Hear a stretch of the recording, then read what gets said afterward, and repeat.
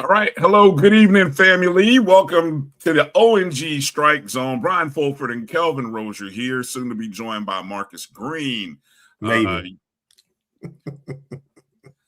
Good to be back on with you for another Wednesday night show.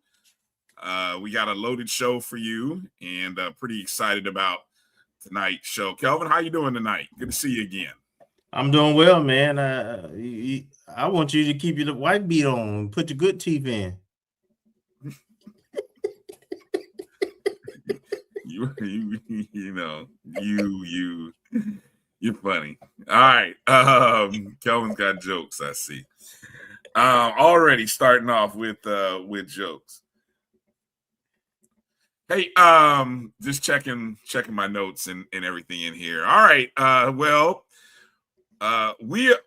Let's just get it out the way. You know, we pubbed it.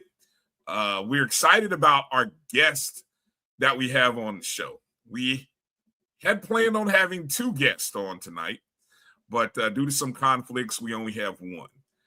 So joining us at the bottom of hour one will be our head women's basketball coach, Coach Bridgette Gordon, will be coming in, and we're going to be talking to Coach Pressure. And, I had a chance to, chat with Coach a little bit as she was in Arizona for the women's tournament. And so, I look forward to catching up with her, and actually we'll get a chance to kind of do a end of the season recap and also, some big news. Well, I guess for Florida A&M women's basketball, no news is great news. And we'll talk about that in a second. So, especially with everything that's happening in college athletics, especially in the world of basketball over the last 48 hours, 72 hours. So we'll talk to her. Unfortunately, Coach Gray could not join us tonight due to some scheduling conflicts and some last-minute things came up. He apologized, let us know about midday, a few hours ago, that he couldn't join us tonight. But, we had, look, Coach Gray knows us, we know him, and we know he will come back in. So just wanted to let you guys know. And I know I put all the promotional stuff out there, Kelvin. It was so hard to go back and change it. I was like, well, hell, I mean, if folks come join in and think that we got Coach Gray coming on, hey, that's great. Hang in there with us. We got some good stuff. You're never going to be disappointed with our show. So, absolutely. And he still got a link if something happens. Exactly. Coach, if you're watching, you get a chance, jump on anyway. Exactly. And, he jumps. And, I found out a lot this weekend and over the last, few hours that a lot of folks watch our show, Kelvin. Not that I'm humbled. I still remain humbled at the folks who do watch our show. Very appreciative of everybody who watches, those within the family, those that are not. Of course, we are on the Black Color Sports Network, so we got a lot of HBCU folks that watch our show. Yes. And so we're always thankful to have all of the HBCU family that chooses to take some time to come in and watch the show. However, and all the moms and dads. Exactly. A lot of recruits check out the show. So, shout out to the recruits, shout out to the moms, dad, the aunties, and all the cousins and the sister brothers and all them folk. So good stuff.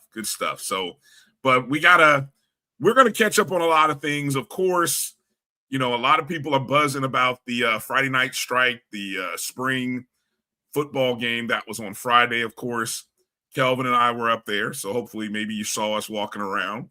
We'll talk about in a second. We're going to talk about the big tailgate that occurred before the game.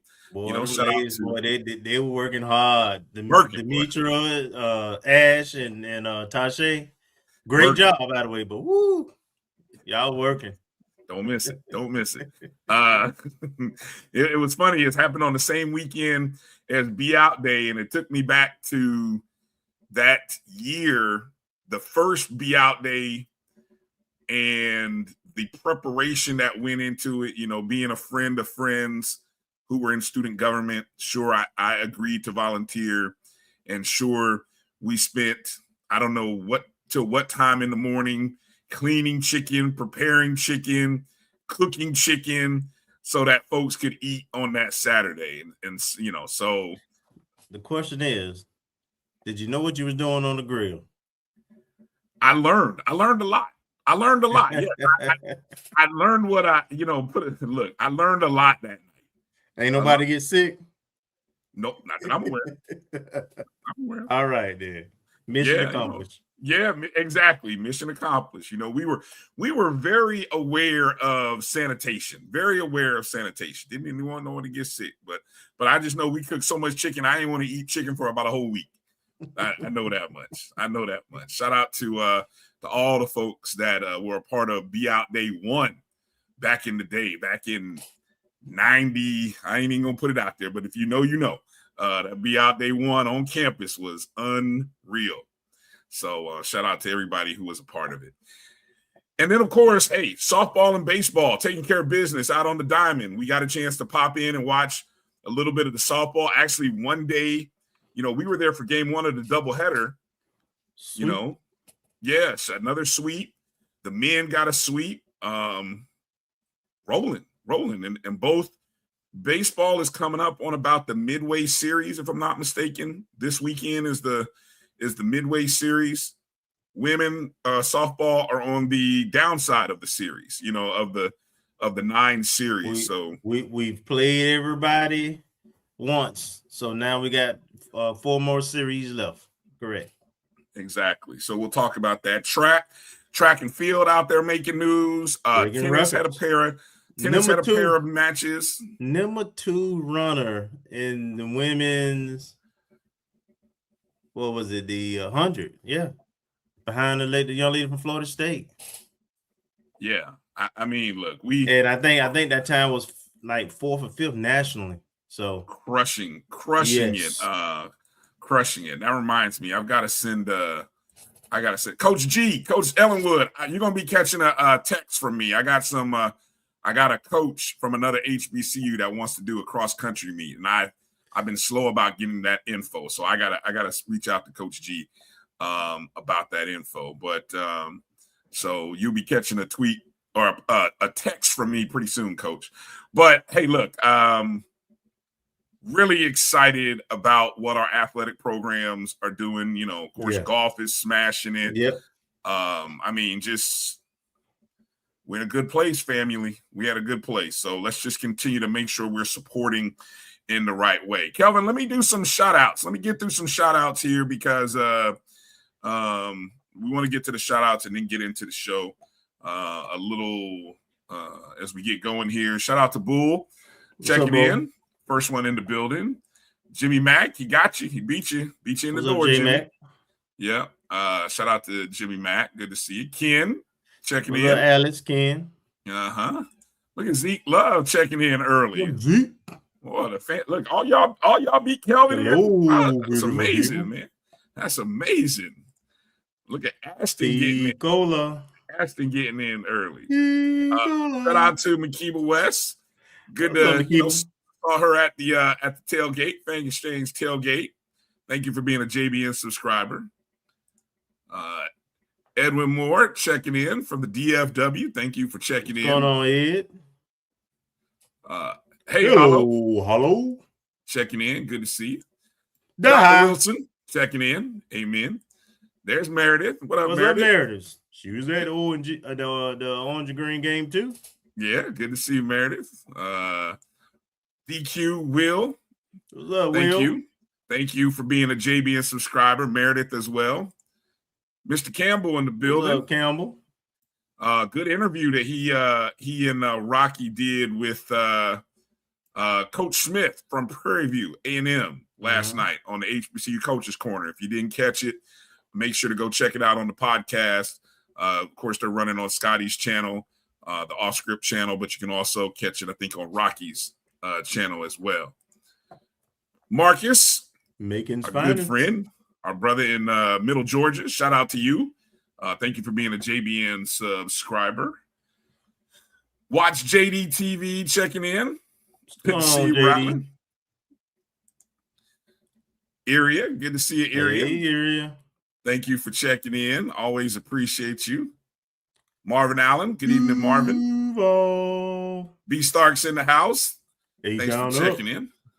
Thanks for checking in. Cleveland, this is for you. Exactly. Shout out, Gail. What's up, Gail? Good to see you. Thank you for being a JBN subscriber. Gail was holding down softball for us for the second game. Yeah. Yes. Yeah. Mary 305. What's up, cousin? Thank you for being a JBN subscriber. VM Matt. What's up, VM Matt? Yeah. Okay. Oh, so Matt was in prep. Man, I tell you, boy, we talk about them runs. I mean, the baseball team. Yeah, well, it was a football game. Yeah, man, smashing it. Shout out to the football. The baseball team. They scored more than the team scored up there in Prairie View 2 years ago. See, I'm gonna let you be messy. People call me messy. I'm gonna let you be messy tonight. Demetra, good to see you, Demetra. My dog. Little baby, good to see you, little baby. Hey, big little baby. Let me see. Marcus Marcus is 93. No, the first be out day was not 93. I don't think it was 93. I think it was 95. I think it was 93. No. Y'all, you was here in 93. 90. I was here in 93. I think it was 90. I want to say 96. No, not 96 because folks were leaving. It was. You don't know. I think it was spring 95. Somebody check. No. Spring 95. Somebody check me on my timeline. I definitely don't think it was 93, Marcus. I think you're a little early on that one. Ron Jab in the building. What's up, Jab? Good to see you. The Muck. Sweet checking in. Good to see you, Sweet. Retired. Must be nice. Carrie Daniels in the building. All right, Carrie. We're gonna all of you who are at the Orange and Green game in hour 2, we're gonna talk about it. So keep those comments on hold for a minute, and then when it's time, we'll start talking about it. I got all kinds of little notes, and want to see, always want to compare our notes with what you guys saw. Let's see, JD Floyd live. All right, checking in from Tally. What's up, JD? What up? Good to see you. Thank you for checking in. Irvin Donaldson, thank you for checking in as well. Marcus said, "What's it up?" Yeah, man. Okay, I know we didn't. You older than what you think you are. I must be. Okay, you're right. What up, James Austin? Thank you for checking in. What's up, Duh? On Facebook. Of course, everybody who's watching us, you could be watching us on Facebook. You could be watching us on Twitter, Black College Sports Network. I did retweet it from the O&G StrikeZone. Of course, anybody watching us on YouTube, the MyJBN Online, that's the Black College Sports Network page. You could also be a part of the channel. You could join the channel, be a subscriber. Make sure you're subscribed. Excuse me. Make sure you're locked in. Excuse me. Let me see a couple folks on IG. True Soul Food joined in. I know JD Floyd checked in. I think Dolph is in the building on IG. What's up, Dolph? Fabulous at 40-something checking in from Duval. Shout out. Fabulous at 40. I love that's a great handle. Good handle. For sure. Oh, man, I got to get this frog. Ribbit. Yeah. Let's see. B. Starks said the Orange and Green game was fire. It was a great atmosphere. We're gonna hold off on that, but yeah, it was awesome experience. Yeah. But let's start the show with just giving some love and a special shout out to Ashley and Tache and the team. We can no longer just say Ashley and Tache. We have to talk about the Fang Exchange team because they had all kinds of people working and helping to make that event possible. Yeah. And we got there around 5 o'clock, and they had more than baked beans still.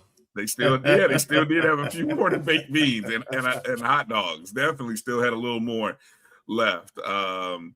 And so it was good to see so many Rattlers there.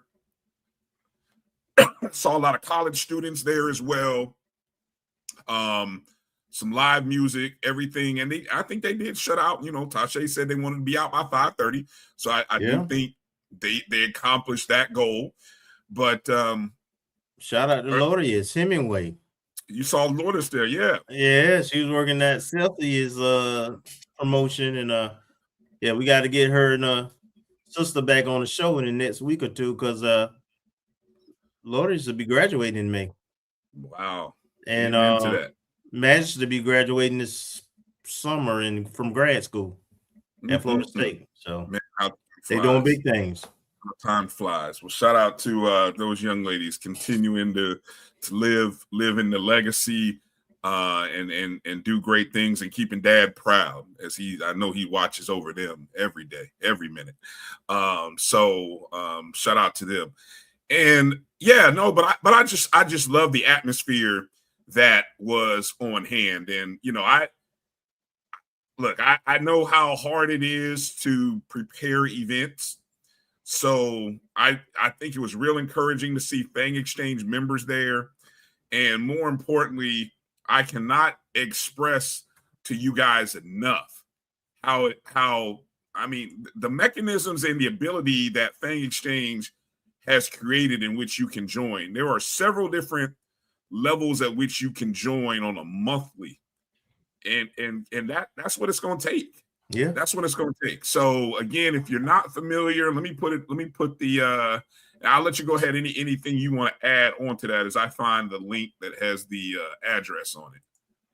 Well, it was good. It was good fellowship. I saw the high well represented.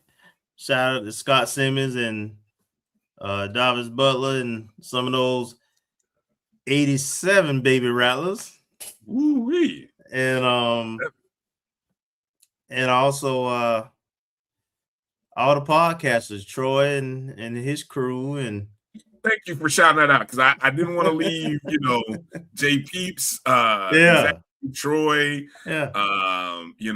Good to see the Avengers. We weren't all there, but it was a good portion of us that were in. It was a good representation. Yeah, we were there to support our other Avengers. So of course. Yeah. So we had to be there. So look for that next episode of the Avengers coming soon. That's all I'm gonna tell you. And no J Matt suspect was not there. Let's see. Okay, I don't know what he's talking about, but so this time of year, suspect generally is in hibernation. I'm gonna let y'all hear that. I don't know what y'all talking about. Suspect. You done seen him around the tailgate. Oh, okay. Okay. He comes out for football season, Jimmy. Comes out for football season. When the drinks and the food are flowing. That part. Hey, how y'all brothers doing? Y'all need some help? Y'all need some help breaking down or setting up? It's all good. It's all good. But hopefully, hey, I tell you, and I'm just putting this out here because I haven't had a chance to follow up personally with Ashley and Tache. I would love for us, and I know we only have hold on, let me look at the softball schedule. Because while we were sitting there at the softball game, I leaned over to Kelvin. I said, Kelvin, I was looking in the outfield. I said, Kelvin, how dope would it be for us to do something out in the outfield for one of our softball doubleheaders? You mean on the hill? On the hill, like right out there where the scoreboard is. Yeah. And I can think going of to no FAMU Park. Yeah. I can think of no other game or date or opponent than the weekend of April 24th and 25th. Because that's the last home series. But you know who we play that weekend? BCC. No. As much as we, have that, thing with them, it's that school in Mississippi. JSU. It's that school in Mississippi. That's who we play. The last, and we took 2 out of 3 when we went there, but that's who we end the season with. So I would love to be the first here to unofficially call all Rattler Nation to be at Veronica Wiggins Field. Saturday, April 25th is the doubleheader. So if you can't get there for Friday, I want y'all there for Saturday. And we're going to try to find a way to invade not only the stands, but the outfield. And we're going to have a good time. We need to figure out how to do a tailgate out there. What we gotta do to create some kind of atmosphere. But we got to have a good time as we watch us take on Jackson State that weekend. I don't know how we do it, but we'll work out the particulars. But I would love to see Rattler Nation in full show out mode as we attack that weekend. So I don't know. I love that. Gail I like that idea too, for sure. Yeah. Gail says she'll be there. So we got a pair of seniors. I know we got a few seniors. Amari Brown, Sam Smith. Hold on. Let me look at the roster. I won't forget nobody. Let me see. I know we think we had 4. I think we said we had maybe 4 seniors. Let me. I'm scrolling the website right now. That sounds about right. Let me see. Okay, Samantha Smith, Amari Brown. Oh, Keeley's Spooner. She's Spooner. Yep. Nariah Lee. Yep. Those are the 4 seniors / grad students. Sam's a grad student. Amari's a senior. Came from Chipola. Keeley's from Chipola. And Nariah is a senior. And so I think that's the 4. So, man, I would love to be able to, for everybody to show up and show out. And, if you're not already making plans to go to, where's the SWAC tournament? Is it Biloxi? Yeah, it's Biloxi. If you're not making plans to go to Biloxi, then this would be a great send-off weekend to send the Lady Rattlers off to the SWAC championship tournament. So I think I'm gonna make every effort to be in Biloxi this time. I hadn't, since they've been in SWAC, I hadn't made that trip. Man, Biloxi ain't a bad place to be. I would love to do that. I'm trying to think. That's the first weekend in May? Let me look here. Yes, it is. It's like May 3rd and 4th or something like that. That's the birthday week. That's right in the middle of the. Ooh, boy, how sweet would that be? Get over to Biloxi. Yes, sir. Ooh. It's also a teacher appreciation week. So but although I don't know, my kids may be upset at me, so they may not have no gifts for me this week. So who knows? Maybe it's better for me to take that day off. I don't know. It depends. It depends what you did this last 9 weeks. Well, I better come on to Biloxi then. They know they'd be mad at Mr. Fulford. They'd be like, we ain't got no love for that cat. But anyway, so yeah. All right. I know Kelvin also, we were talking about, if you've been paying attention to the world of college basketball over the past 48 hours, the transfer portal is all anybody's talking about. Of course, we have the conclusion, UCLA, winning the national championship on the women on Sunday, and then the transfer portal open on Monday for women. On Monday night, the men's championship, Michigan wins, beats UConn. The portal opens on Tuesday. And I know for the women, there were some 1,000 players in the first day, of the portal being open. Yeah, that many. And I think it was almost that same 1,000 was in the first 8 hours for the men. right? So, I don't know. We'll talk. And don't forget about the numbers of folks who were in the portal from last year that got stuck in the portal. Yes, because once you go in the portal, you're kind of waiting on somebody to grab you, But I was just checking that, and I'm gonna post in the links. I'm gonna post Liv's HBCU hoops tracker for those of you who are interested in what the women's basketball transfer portal looks like among HBCU Division I schools, and the men's basketball transfers among Division I schools. You know what we don't see this year, Kelvin? What is that, Bryan? Among the 21 Division I women's basketball transfers, there are only 2 schools. I'll make sure I'm double checking. It's the latest one because I know Liv stays on this. There are only 2 schools that don't have any players in the portal.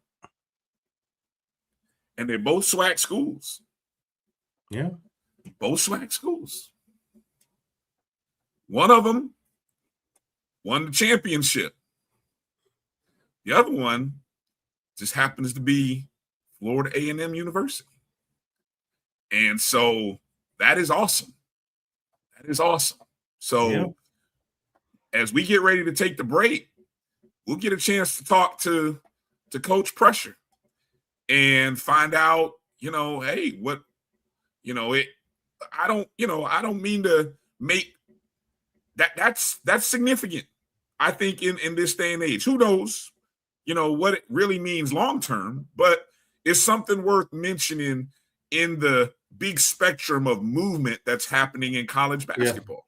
Yeah. So we'll talk to Coach coming up here about that and a lot of other things going on, not only with her program, but college basketball in general. Mm-hmm. So we got to get into a little Gino Don Stelly talk. Oh man, you really want to? Okay. Oh yeah. Yeah, we got to dodge no smoke. Well, right. I know exactly. So, all right. We'll talk about that. A lot of things to talk about related to women's basketball with Coach. And, she's a legend, one of the Tennessee greats there as the first one of the players that put the first 2 banners up there for Coach Summit. And so we'll talk to Coach Bridgette Gordon coming up on the other side of this break. Get your questions in the chats. And as we come across, we'll ask you guys, we'll ask some questions with what we have going on. You're watching the O&G StrikeZone right here on the Black College Sports Network. Hang tight with us. We'll be back after these words with Coach Bridgette Gordon, the head coach of the FAMU Lady Raptors.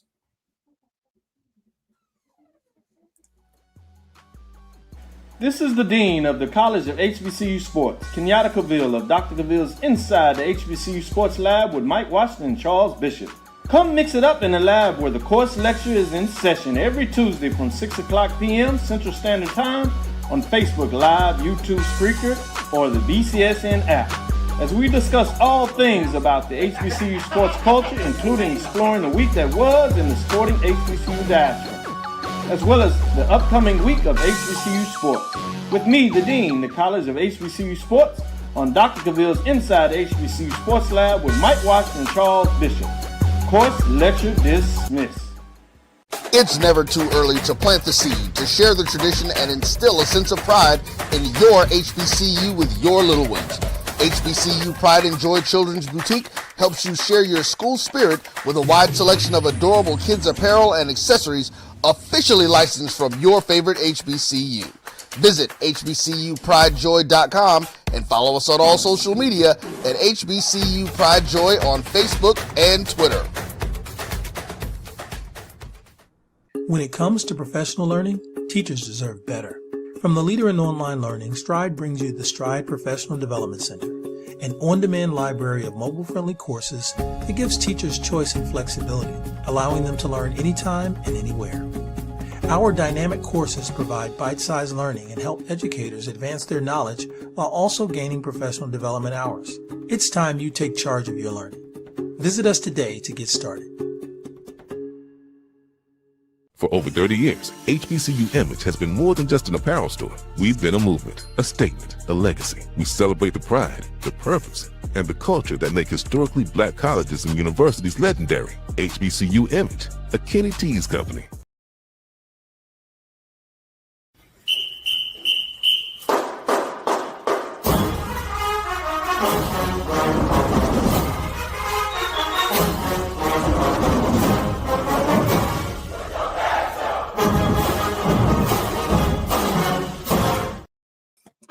All right, family. Welcome back to the O&G StrikeZone. Bryan, Kelvin, and joining us is none other than the head women's basketball coach of our Florida A&M Rattlers, Coach Bridgette Gordon. Coach Pressure, how you doing, Coach?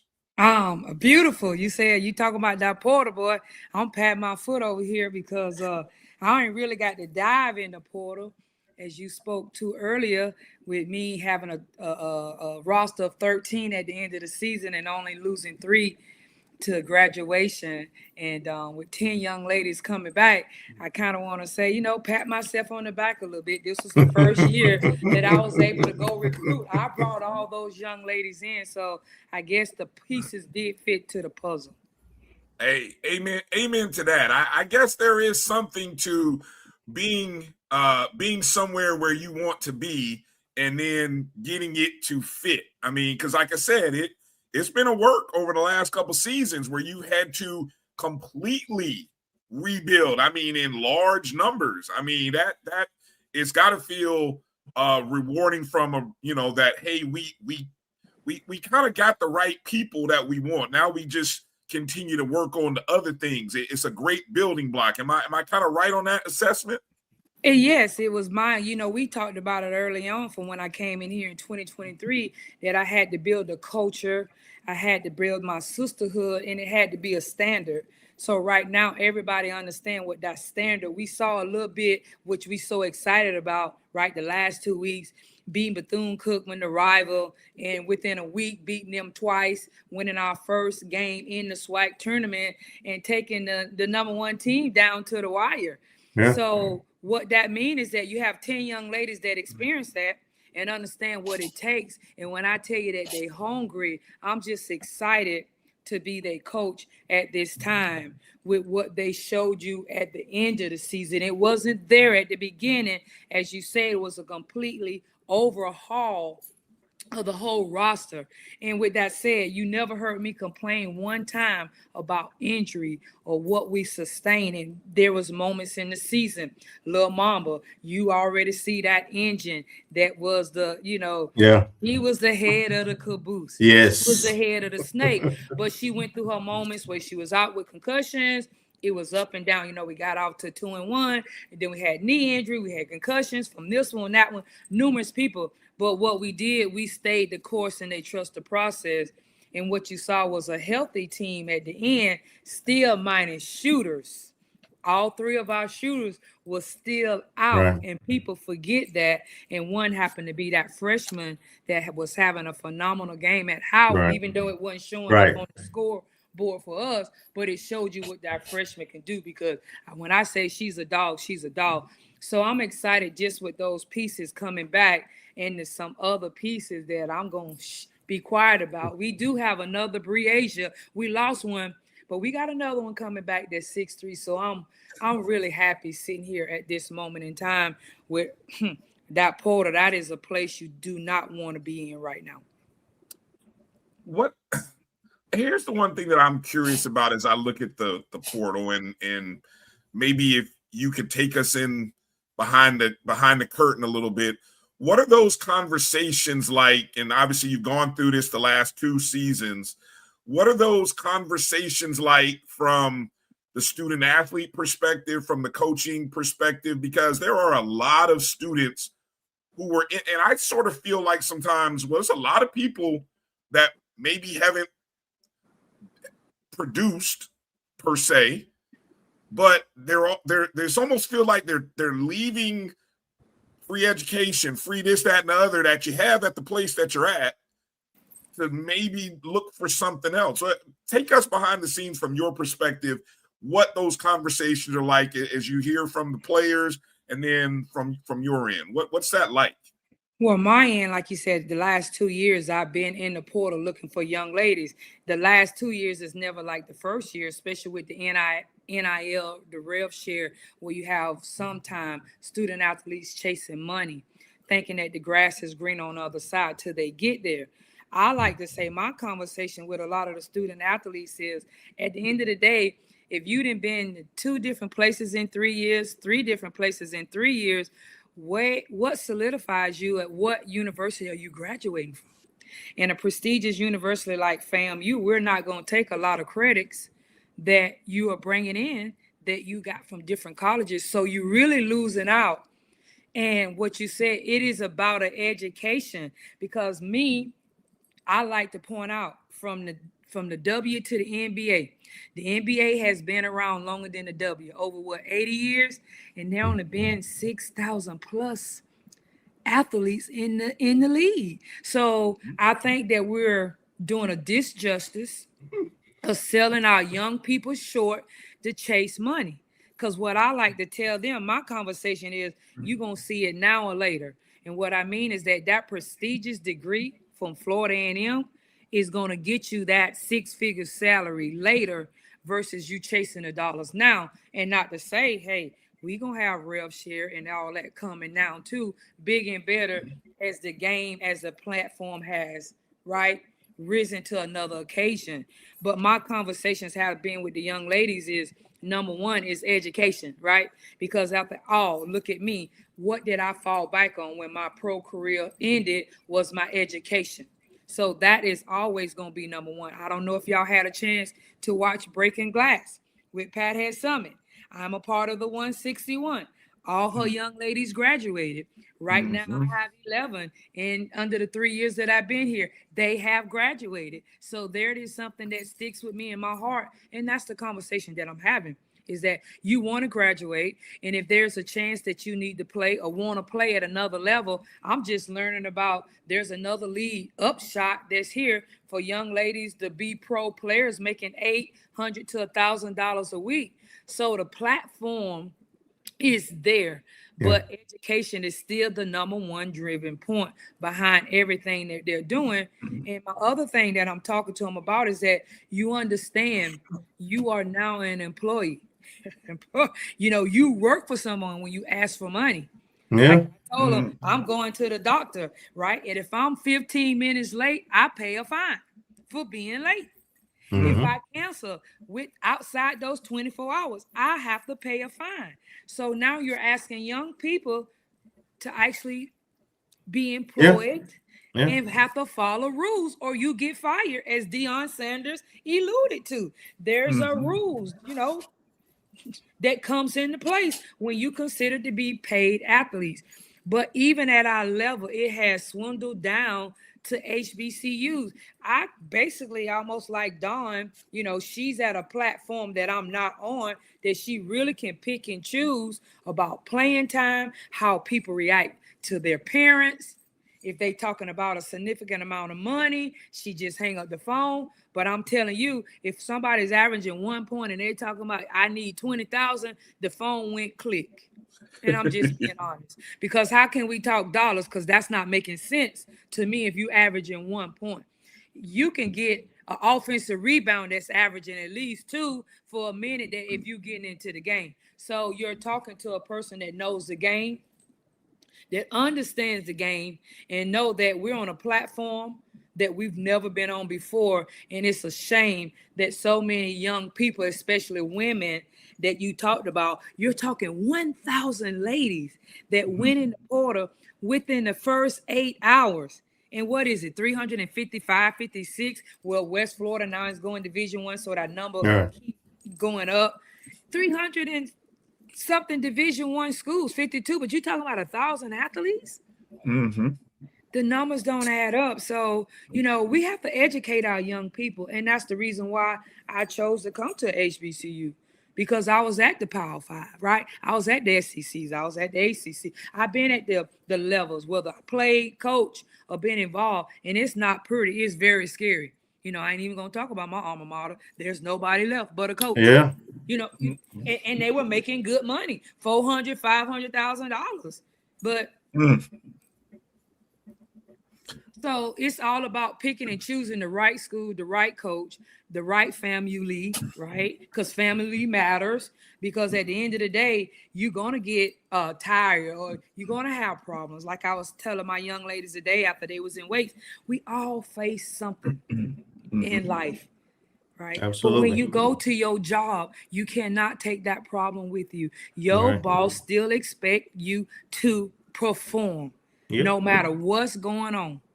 It's still a performance that you have to do because basically your scholarship pays you very, very well to do it. And if y'all ain't seen us lately, I mean, my ladies be suited and booty, right? From the LeBron shoes to the new uniforms that they had on, the pink game, the black ones, the orange. And hey, we might have some even coming back again next season. So I try to tell them, much is given, much is required. Right. And we got to keep it at a point where don't get ungrateful, be humble. If anybody on this team can be, you know, bossing and being big about what they done with my accolades, if I'm one of the humblest one on the team, everybody else need to fall in line and follow suit. So with that being said, that's why you don't see none of my ladies in the portal. I think my staff and I did a great job of picking out and being very picky of who we bring into this family, to this sisterhood, to the culture, because there is a standard and it's not there yet, but you saw a little taste. We coming. I'm excited about next season like I never been. And I'm just praying that God keeps us healthy. Right. Amen. If he keeps us healthy, we will be something to reckon with. But I know we was talking about the portal, but I do have two young ladies. Because that's where I'm finna go. My first question is, so I'm assuming your exit interviews are done. Well, we still having some of them. Oh, that's my little mama now talking. We have some more exit interviews to be done, but it's just about the season, about exit interviews that need to be done. Because right now, my expectation is that I haven't even been in no workout. I told my young ladies I was tired of hearing my own voice, right? Because this was a season where everybody was new. I had 2 new staff members, actually 3. Had a new position that hadn't been there before. 12 new ladies that we welcome into the family. So right now they just working. So I need to tell them what they need to do because schools end on the 24th of April is the last day of classes, but our last day that we can work out in postseason is April the 17th. So what I did was I had the great opportunity. Thank you, FAMU, for allowing me to be able to, and an assistant, to go to Phoenix out there to the Final Four and go to the WBCA, you know, and get professional development, listen and be on court and chit chat and pick people brains. I ran into Dennis, the head coach of Missouri, and I immediately picked his brain. I remember when he was on the staff with Coach Ham, and he immediately gave me his number because everybody want to help. You know, I asked him because it was some things that he was doing, how to finish off with 2, and we have to finish off with 2, right?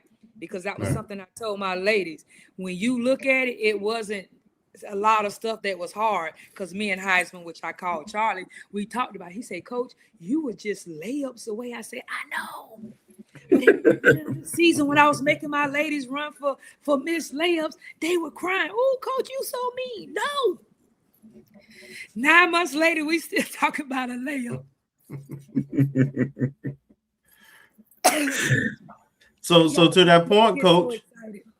Yeah. So to that point, Coach, what is it that you think you need to add, or what's missing to go from where we are now to that next level?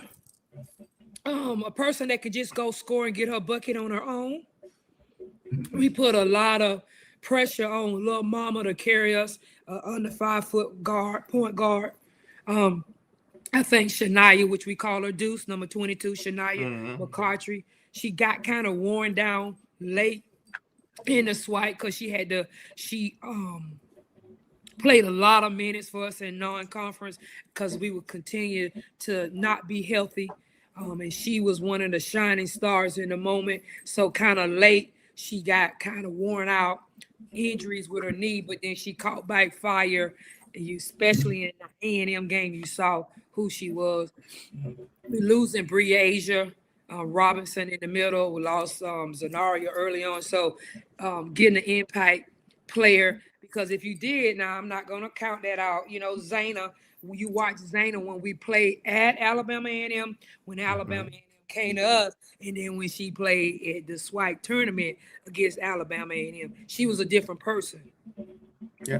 So, you know, you know me, I'm gonna take it further than what it is. So the question was posed at the Final Four. What type of coach are you? Are you a coach that want to coach talented people? Or are you a coach that want to develop? I'm a coach that want to develop.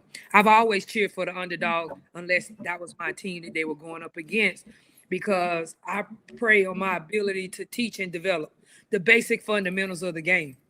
And when you do that in a game now on the platform that it is, it's so complex. It is about the basic fundamental. As I watch the men's schemes and I watch the women, it's all about whatever you're teaching, they trust the process and you can be successful, right?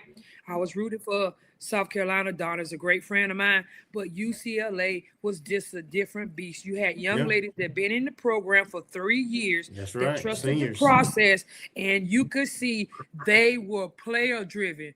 Coy didn't have to tell them much. They turned their phones off. They turned their phones in.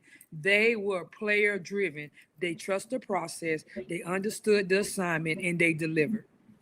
Yeah. And that's what I'm trying to build here. So you had a young ladies that had to get here, understand the process, went through it, got healthy, believed in the process, and you saw a glimpse of what that looked like. Okay. Yeah. Yeah.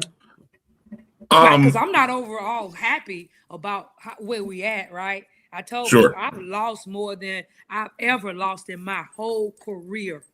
Right.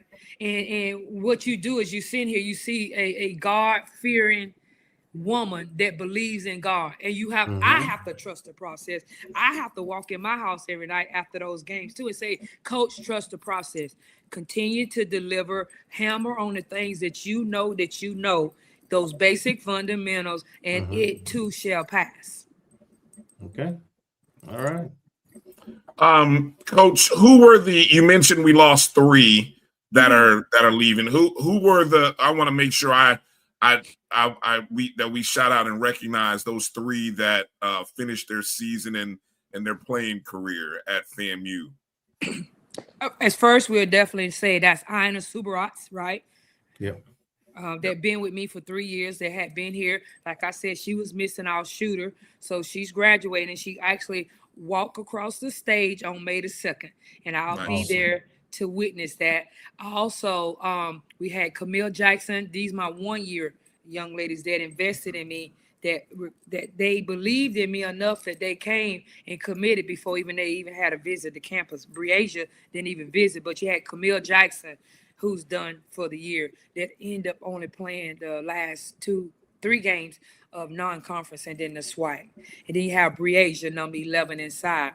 Briasia Robinson, number 11, 1 year mechanical engineering major. Both her and Camille will need another summer and fall, I think, or maybe even spring to finish their degrees. So those are my 3 seniors. And then a shout out to little mama who was redshirted last year.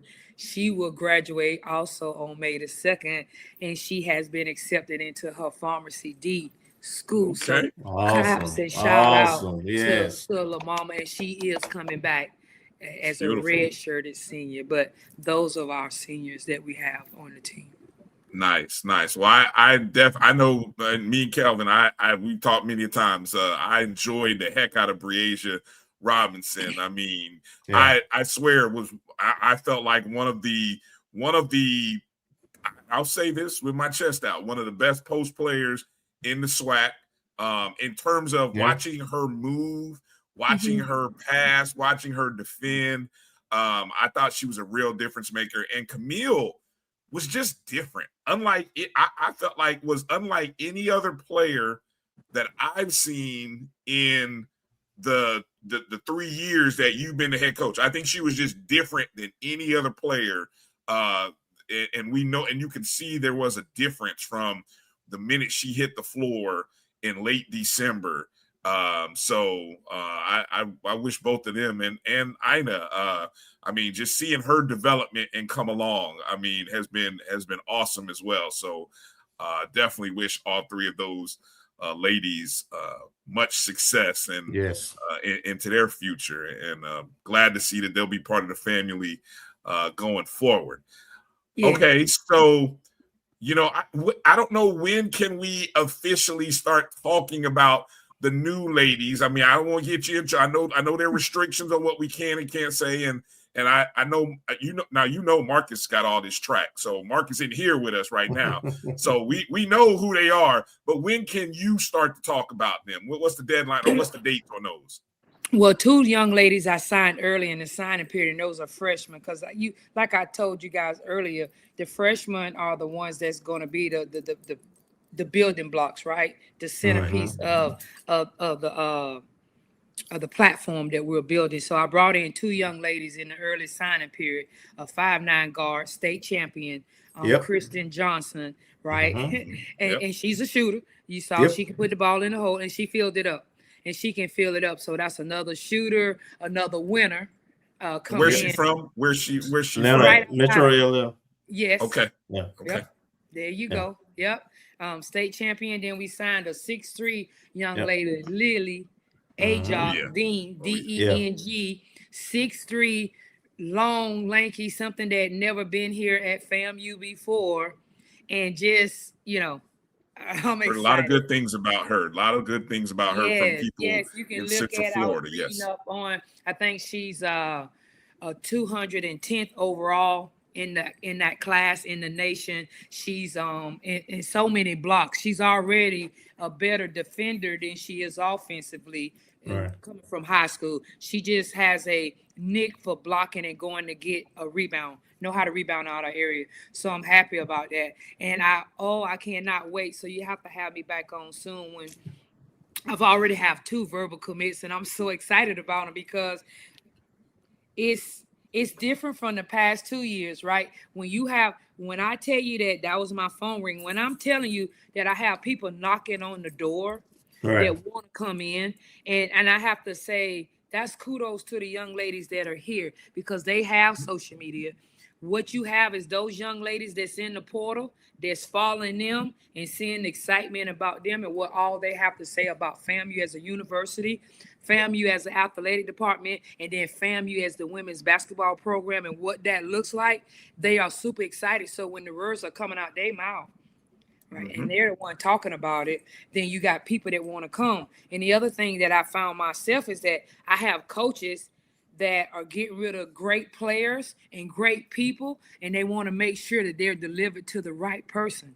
And that's they talking about me, right, as a coach, as the head of the snake of the program. So I have young ladies that's in the portal, and they coaches are recommended they come because when I tell you there's so many young ladies now that want to come to HBCUs, Yes, I'm telling you, the number is off the chart. You will not believe the texts that I received, the phone calls, the email about young ladies wanting to come HBCU. And a lot of people say, well, the first thing they come to mind, they think about me. And I say, well, thank God that they do, because they understand. They tell them the first thing they said, the players said, they asked, and I can read a text from one of the young ladies. They say, she's going to take great care of you. You're going to be developed. You're going to be taught.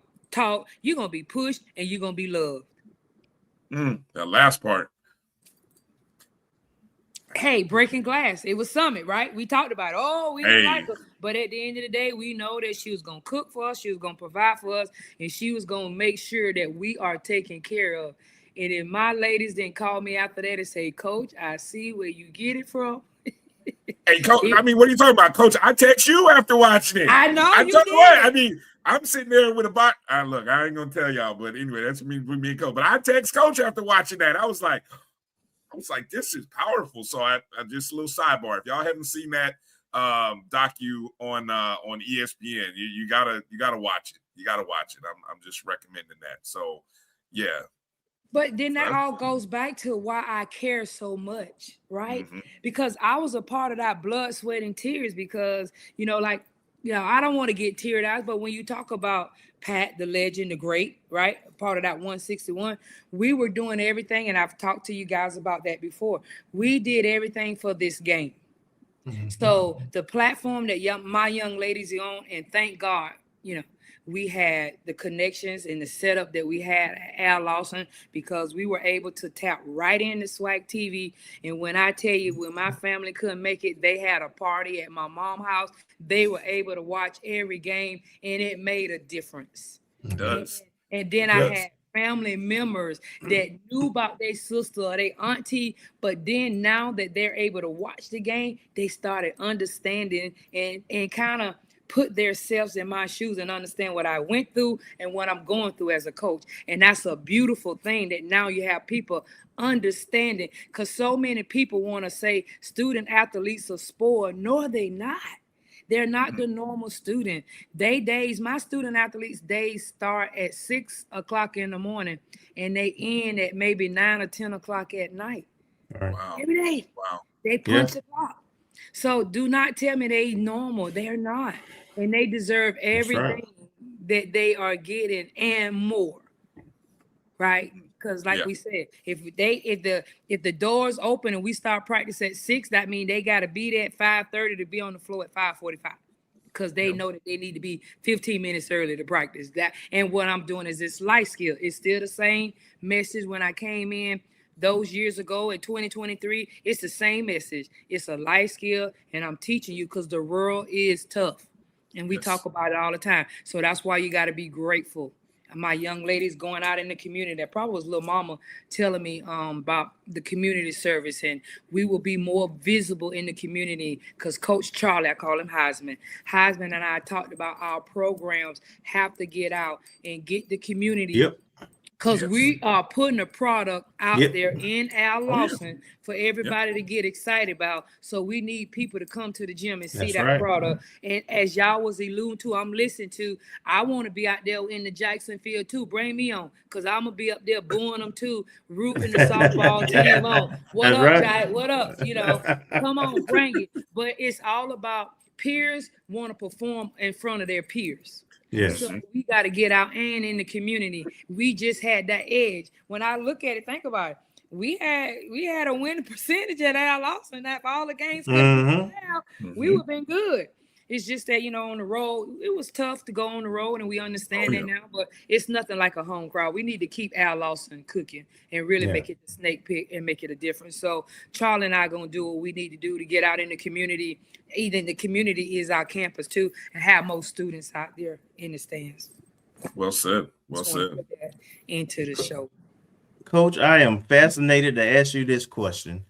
So I did really well in my women's pool. I went chalk all ones, and I actually picked UCLA to win the championship too. But I got two questions. Question one, is top heavy in the women's game in terms of champions and championships? Gino won a whole bunch of them. Dawn won a whole bunch of them. I wonder what you think of that paradigm for the college game, especially with all these platforms nowadays. And then I want you to, what was your take on the whole Gino and Dawn situation? Well, I'm going to go straight to it. The Gino and Dawn situation, that's a line that you never cross. It has to be respect, because I'm going to tell you, back in the day, Gino was assistant to Dawn at the University of Virginia. So I don't care if you're watching. There is a relationship, and there always have been a relationship. And I don't like that apology, because you have to call out her name. That's right. You have to apologize to her. You don't talk to you talking at somebody. The assistant coaches. No, Dawn helped you when you were at Virginia to win a championship. Now let's back it up. It wasn't when I was there, because we was beating the brakes off of Virginia. But Gino was her assistant coach under Debbie Ryan at Virginia. So, but I'm just saying that are those things that you just don't cross the line when it comes, because Dawn has earned the respect. That's right. And I thought that it was a distraction to what she had accomplished and her young ladies. face, and she should have been giving her flowers. Instead, she come on there the next day or as soon as she came out the locker room to defend what Gino did, and she answered it to perfection.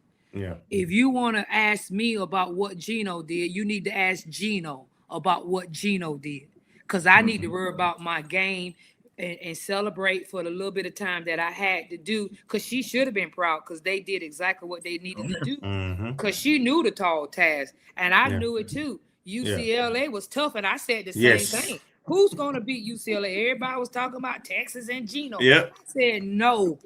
UCLA got everything. Size, they are big at every position. They still, everybody knew how to score the ball. If you remember, the MOP went to the bench and they actually took the lead to another level while she was on the bench.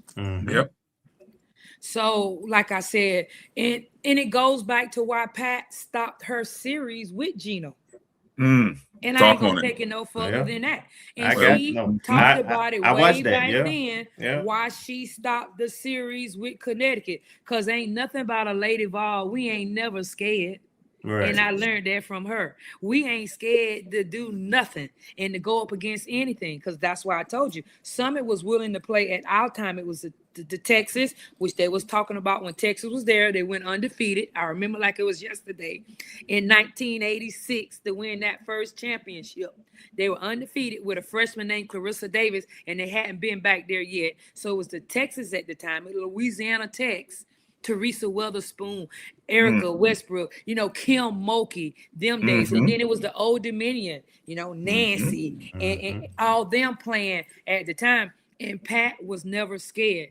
In that tough SEC schedule, we would play those top teams to put women basketball on a platform, or to open up the doors and let them see that women can really play. And so once again, I'm alluding to, she said that many, many years ago about Gino. And as they said, you can only hide for so long. The truth will come out sooner than later. Yeah. Well said, Coach. Well said. Absolutely. I mean, it is what it is, and you just do respect it. Once again, I want to just say that the women of color are the most disrespected women on earth. I really feel that way.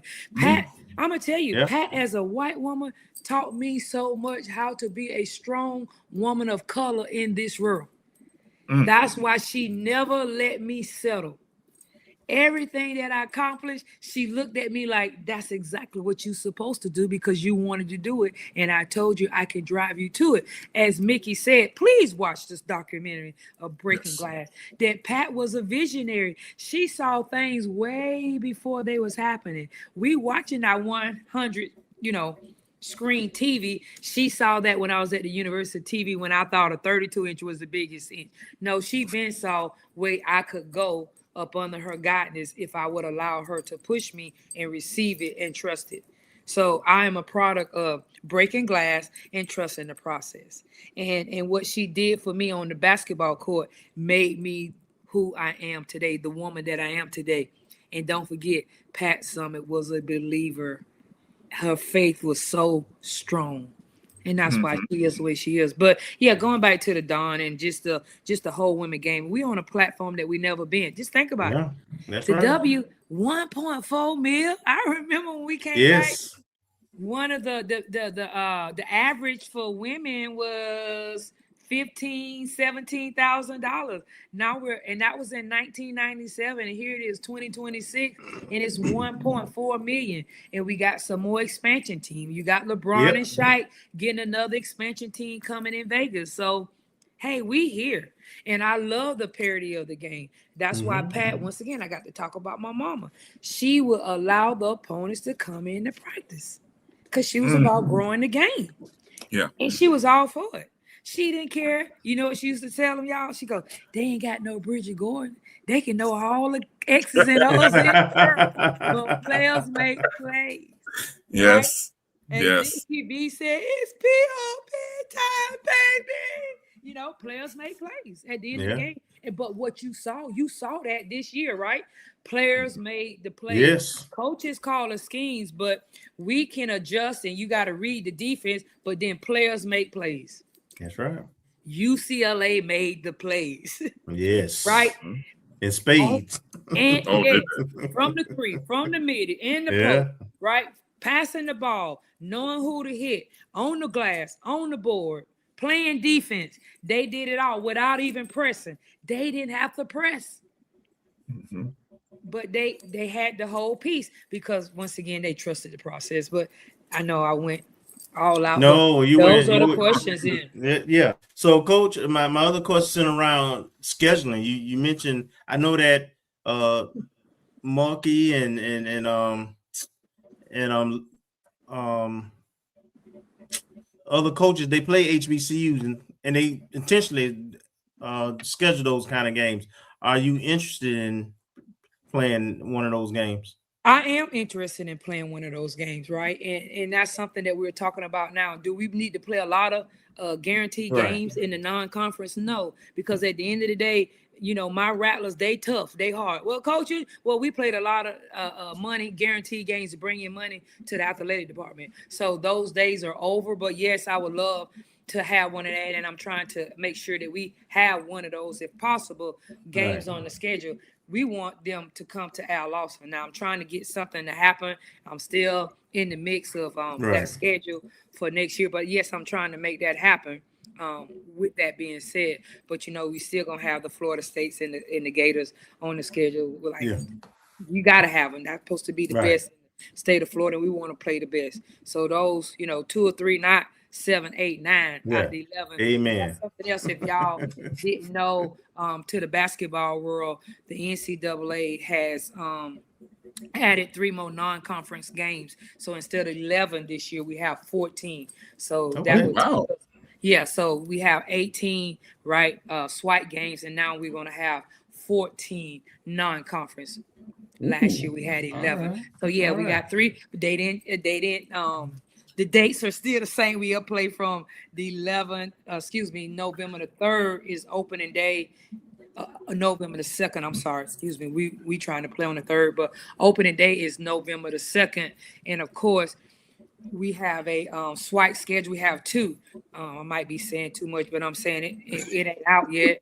We might still be playing on Thursdays, Saturdays, and Mondays, or we might go back to the model that we played my first year, double headers on the Mondays and Saturdays. So we don't know. I guess stay tuned. We'll find out more about that. I will find out more about that. I'm trying to solidify everything as we talk. Let me ask you this, Coach. After 2 years of the current model compared to your first year, what's your preference, or what have you enjoyed? Maybe a better way of asking it. What have you enjoyed about this new model where it's been women's solos on Thursdays, doubles on Saturdays, men's solos on Monday? Or do you think going back to what used to be the doubles on what day? You the doubles on Saturdays, Saturday, right? Saturday, Mondays. Saturday, Monday. That's right. Saturday, Monday. Okay. So Saturday, what's your thought? If you had the gavel, if you were in the room and they said, "Well, Coach Gordon, what do you want to do?" What's your thoughts there? Double headers, it is. Okay. Always like it. We've been like that way since high school. It just brings the fun, right? We talk about the old Gaither days, the double headers up in there, right? In order to get in the gym, if you didn't come to the women's game, you had to come to the women's game. That's right. So we want to bring that back. You know, that's like I said, that's something that Heisman and I didn't set down. We even trying to piggyback if we can get some non-conference double headers, because it's good. We don't want to play too late, then we don't want to play too early. So we got to look at what's going to be feasible for the women game and for the men. But I enjoyed the first year, and I'm being honest. Last year, when I told the young ladies coming in that it's no more 2 double headers, they were sad, because that was also a reason that they wanted to come to the SWAC, because they knew that we was playing double headers on Saturdays and Mondays. So they was a little disappointed last year. We didn't get, women's basketball is on that platform, but it hadn't reached our level yet. Right. We're not there like the power fours, the mid majors to play on that single day. We still have to do what we do, and that's double headers. And I have the gavel, and I want to play, and I think that's the majority of the SWAC head coaches on the women's side. Now I don't know how much the men like it, because like I said, we go into double overtime, a long game. Exactly. Right. You know, that pushes them especially back. on a Monday, right? Especially on a Monday. See, we get to go home, they get to come. But that was the other thing, and it's grateful that we, as they said, we the Jefferson, we moving on up. People have done a tremendous job of giving, so we were able to fly. That was one of the things that we talked about, and it helps us alleviate with, especially the guys that, 7-footer, 6-footer, and even the women that have knick-knack, little mama back or knees and aches, that we was able to fly. So that being said, April the 16th and the 17th, we got 1,887 minutes of giving again. That's and right. We're going to get out there and give. And you see, y'all was alluding to it earlier, what FAMU athletics is doing as a whole. So I want people to give and give from their heart and know that it's going to a great place. And the product, and as they said, the proof is in the pudding. We putting the ladies out there. You see, like I said, we ain't did what we did yet, but we gonna do it. But you see the proof, right? You see the 100% graduation rate from them. You see the 3.3 GPA. You see we actually have 1,000% APR. So we're perfect in that. Yes. So that is good. That's solidified. Yes. That has been taken care of. Okay, and we gonna win games. It's coming, right? We getting out there. We gonna win 10 games at least in the conference next year. And you heard it here. We have to, and everybody know that, and that's what we want to do. We gotta win. Be on that winning side. The 10 out of 8. That's why it's so important for me while we're in the portal to make sure it's the right fit, because the majority. The culture is here, and it's a standard, so I can be a little choosy about what we bring in, and I got these eyes on the prize to make sure it's going to be a perfect fit. Because you remember we lost Ariana Grizzle, right? That go-to, but then I brought in a Tanaja Purifoy, and then you just building around her, right? Because y'all saw what little Mighty Mouse can do, right? Hey, so can't if you stay in put the front right of pieces around her, and with some shooters, who gonna stop her from getting downhill? Who stops Shania from getting downhill when we're able to spread the floor and able to get downhill? So, like I said, knocking on wood, praying that we stay healthy, and the sky's gonna be the limit. And you saw that, because a lot of people talk the talk, but action speaks louder than words. And I'm an action person. Y'all know me. I don't do a lot of talking. I just sit back and I listen. I'm not as much on social media. I get there. I'm not that type. I'm just quiet, remorse. That was off the court, but on the court, I'm a killer. And that had to be, my ladies had to have that DNA, right? And that's why I say it has to be a good fit, because I'm bringing the energy, the passion. It could be 12 a.m., 1 a.m., or 6 a.m. It's still going to be that passion and the love. Once again, go watch Breaking Glass and you'll understand why I am who I am. And I just love the game, and I'm still a teacher, and I'm going to be around for a long time until that passion and the energy leaves me, which I don't see it going nowhere. I'm going to stay in the game. And I think the game needs people like myself, old school with a new flavor twist, and understand the nuance of the game. So I'm here. I'm still learning and picking up, the mid-range ain't the mid-range no more, coach. It's a midi. Okay, you got a midi? Let's go. Give me a midi then.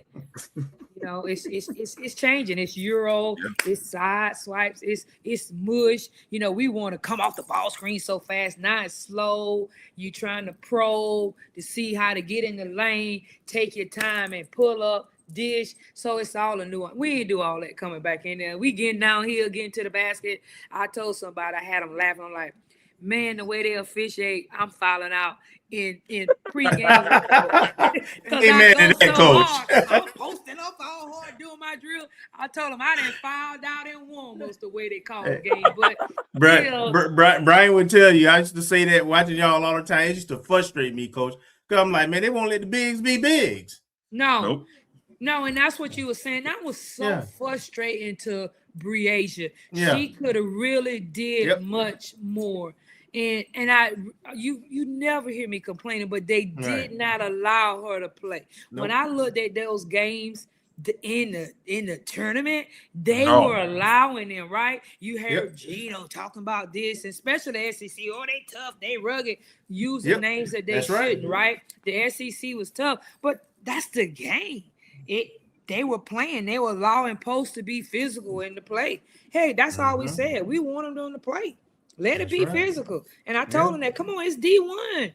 They can play. Briasia can block. She banging. Right? She ain't threw nobody down. That ain't, just moving, blocking. Let them play. Yes. I think a lot of that has to do that we don't have officials now that actually played the game. Because when I was playing, they warned you. All right, now, Gordon, you've been in the lane too long. Next one, I'm going to call a 3 second. All right, now, Gordon, watch that elbow. They told me that a lot. Watch that elbow, Gordon. We going to call the next one. But they talk to you. They'll let the officials talk to you. And it was fun. Yeah. Right? Yeah. But some of those officials look like guards, Coach. Some of those officials that were out there, they look like they were guards. So. Well, that's what I tell my players when I'm coming in, because I'm, you're looking at our team. You ask me what we need. We need the forward spot, and I said it's not usual. It's very unusual when you had a head coach that played the forward instead of a guard. Majority of the women coaches that played the game, that are head coaches that have played, they were a guard. They didn't really play the forward or the post position.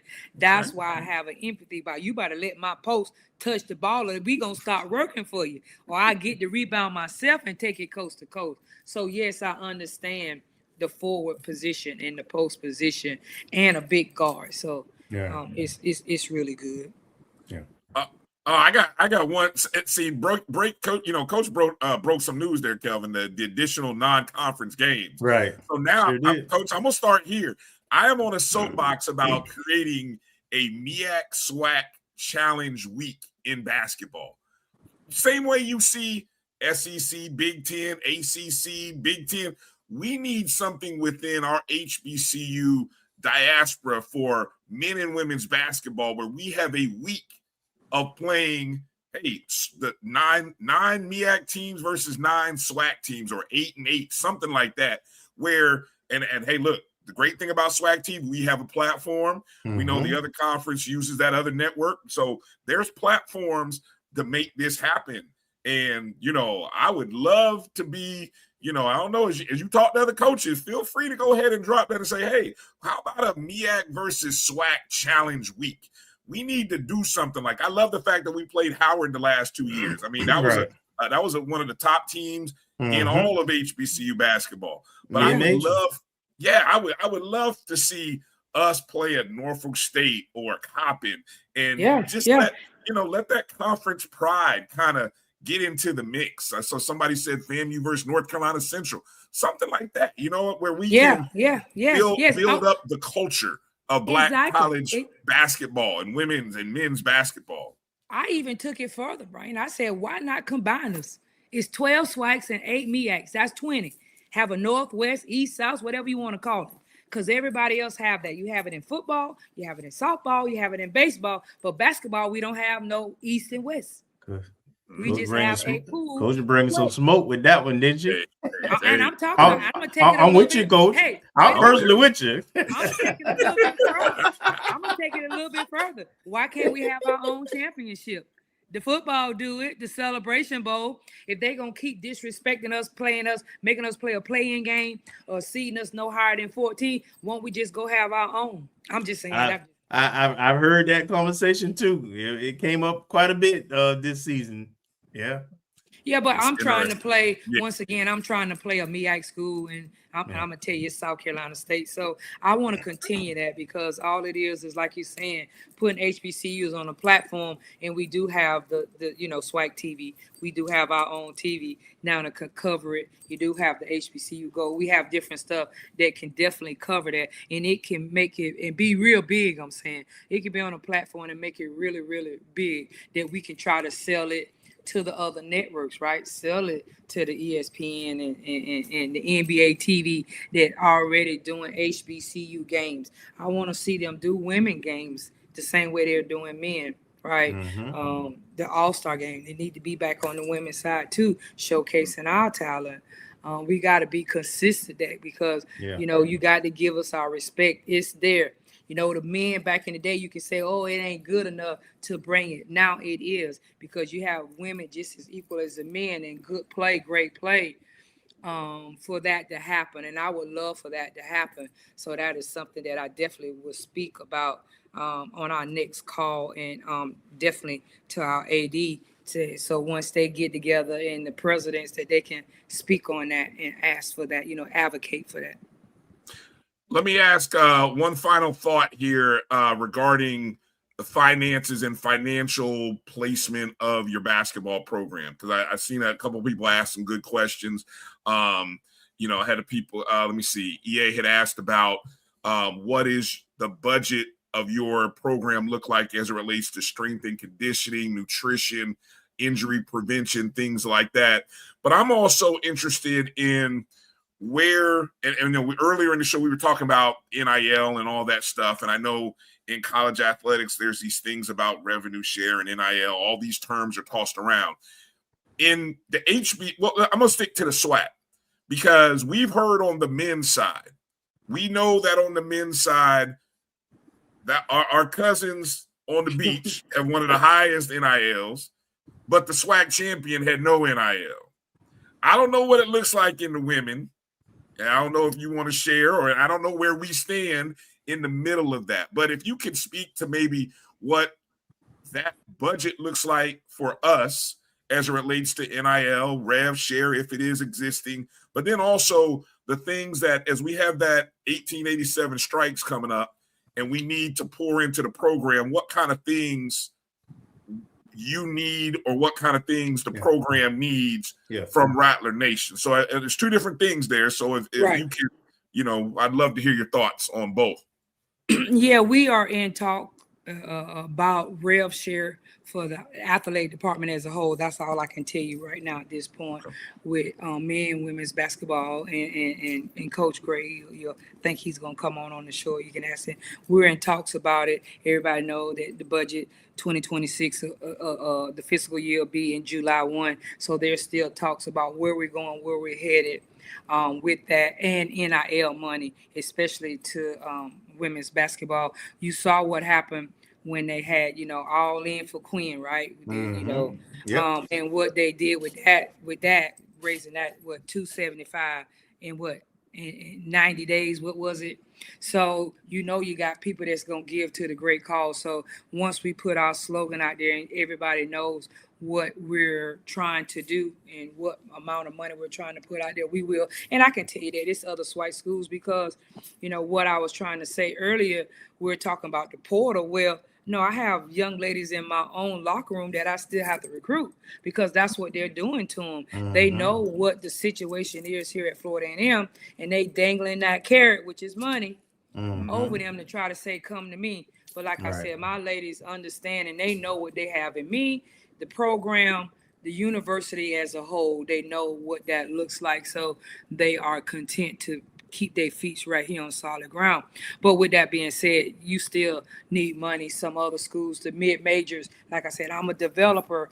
So every year I'm going to have to be afraid, if we don't have the real share in the NIL, that I'm going to develop my young ladies in a mid-major, even a low Division I, that not only have real share or NIL, that has cost of attendance. And of course, we probably going to have to define what cost of attendance look like, that they can offer the young ladies. And that can be anywhere from $1,200 to $3,000 a month for 10 months, that they get the cost of attendance. So they, and you have to give credit to President, Madam President, and John Davis, our AD, that they understand that we have to have that in order to stay relevant in the game. Because you alluded to what Cookman was able to do. It didn't get them no championship, but still it did bring in the players. And I think with some money, it's still going to entice a big fish to come down to the small pond and be a difference maker. The same way, like we like to say, I can walk into the living room and say, with you,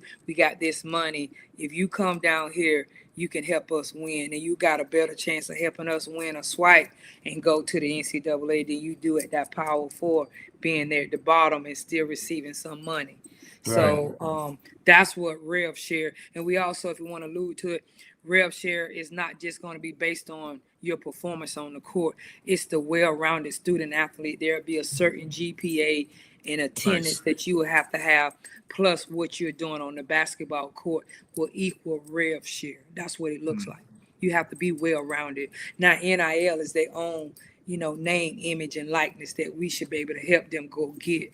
And like I said, we're at the table talking about those things that will be implemented into the budget and into budget 2026. So there are talks about those. And we, like you said, Cookman had it, and some other schools have it. I'm not going to mention them, but Cookman was the one that talked about it, But there's other schools that we have, the Alabama States and A&M, right?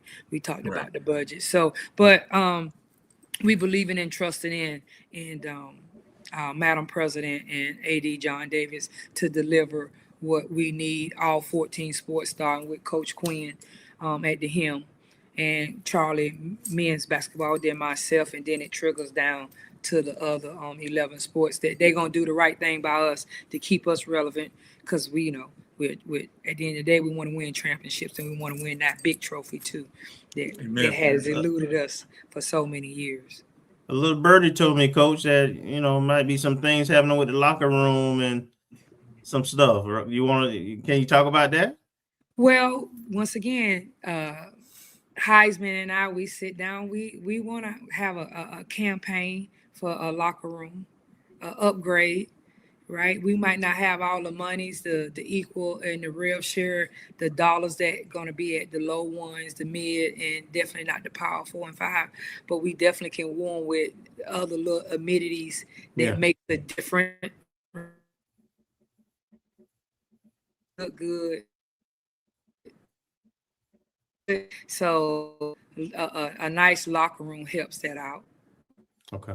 So we talked about that. It's just different little things that we can enhance the Al Lawson Center to make it more like a basketball arena, a volleyball, basketball arena, to entice some of those Power 4 young ladies and young gentlemen to come down. And I know Coach Quinn going to talk about what could be done to the field house when you ask him about the renovations and everything. And that's a big topic that everybody talks about. But, I mean, everybody wants to look good, and not including the gentlemen as well.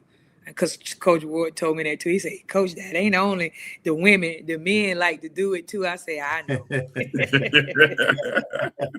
I know. So, there's different campaigns we'll be out. Once again, we know April the 16th and 17th is about giving. And there's, in the 3 years that I've been here, people have donated because they believed in me. I brought in a lot of money in 3 years. It might not be a lot to other people, other places, but at Florida A&M, the amount of money that I have brought in to the Women's Basketball Foundation has really helped us, and we're able to travel nice. The ladies eat well. They don't complain about that. But you alluded to the nutrition and everything. We do have a nutrition area, but it's not where we envision that it should be for all the student athletes that's there. Right, we have right now it's in Bryan, but we can envision that it can be in Al Lawson and in Gaither, because that's where all 14 different teams are home or housed. Of course, everybody goes through the field house to lift weight, but eventually we see a weight room, maybe possibility that's in Al Lawson, that men and women's basketball and volleyball can have their own. And then Gaither, for the Olympic sports, they have their own. So that's the vision where we're trying to go. And we would like to go. And as far as training, we believe in and trust in the process with Madam President and John Davis, that they're going to give us everything that we missing and that we needed, that everybody has talked about. It's just simple. You just got to trust the process, and that's what we're doing. You just got to believe that, as my grandma used to say, baby, just keep on living, because in time, like we just said, from when I played basketball, even from 97 to where the W is at in 2026, it has grown leaps and bounds. When I was at Tennessee from 85 to 89 and looking at the stage and the platform that women's basketball is on now, even though we had the fans in the stands, it's more of still, we got a lot of room to go, because I know Gino was alluding to how the men experience and what the women experience. Right. Equal, Right. Because that's what I fight for here, because I know, and Heisman know, what it looks like at those Power 5, him being at Florida State, me being at Tennessee. That's why, once again, I'll get back to the point on that April 16th and 17th, we have to pour into the program, because it's about our student athletes. It's not about Bridgette Gordon. It's not about Charlie Ward. It's about our gentlemen and young ladies and young gentlemen that we have, that we want them to have that same college experience that we had at the University of Tennessee and he had at Florida State. And that's what we're fighting for. And knows what those dollars can do. It can help us travel on plane versus the bus. It can give us the nutrition in all the different areas that need to be set up. It can just help boost the different ways that we need to help our student athlete feel like they are Division I students.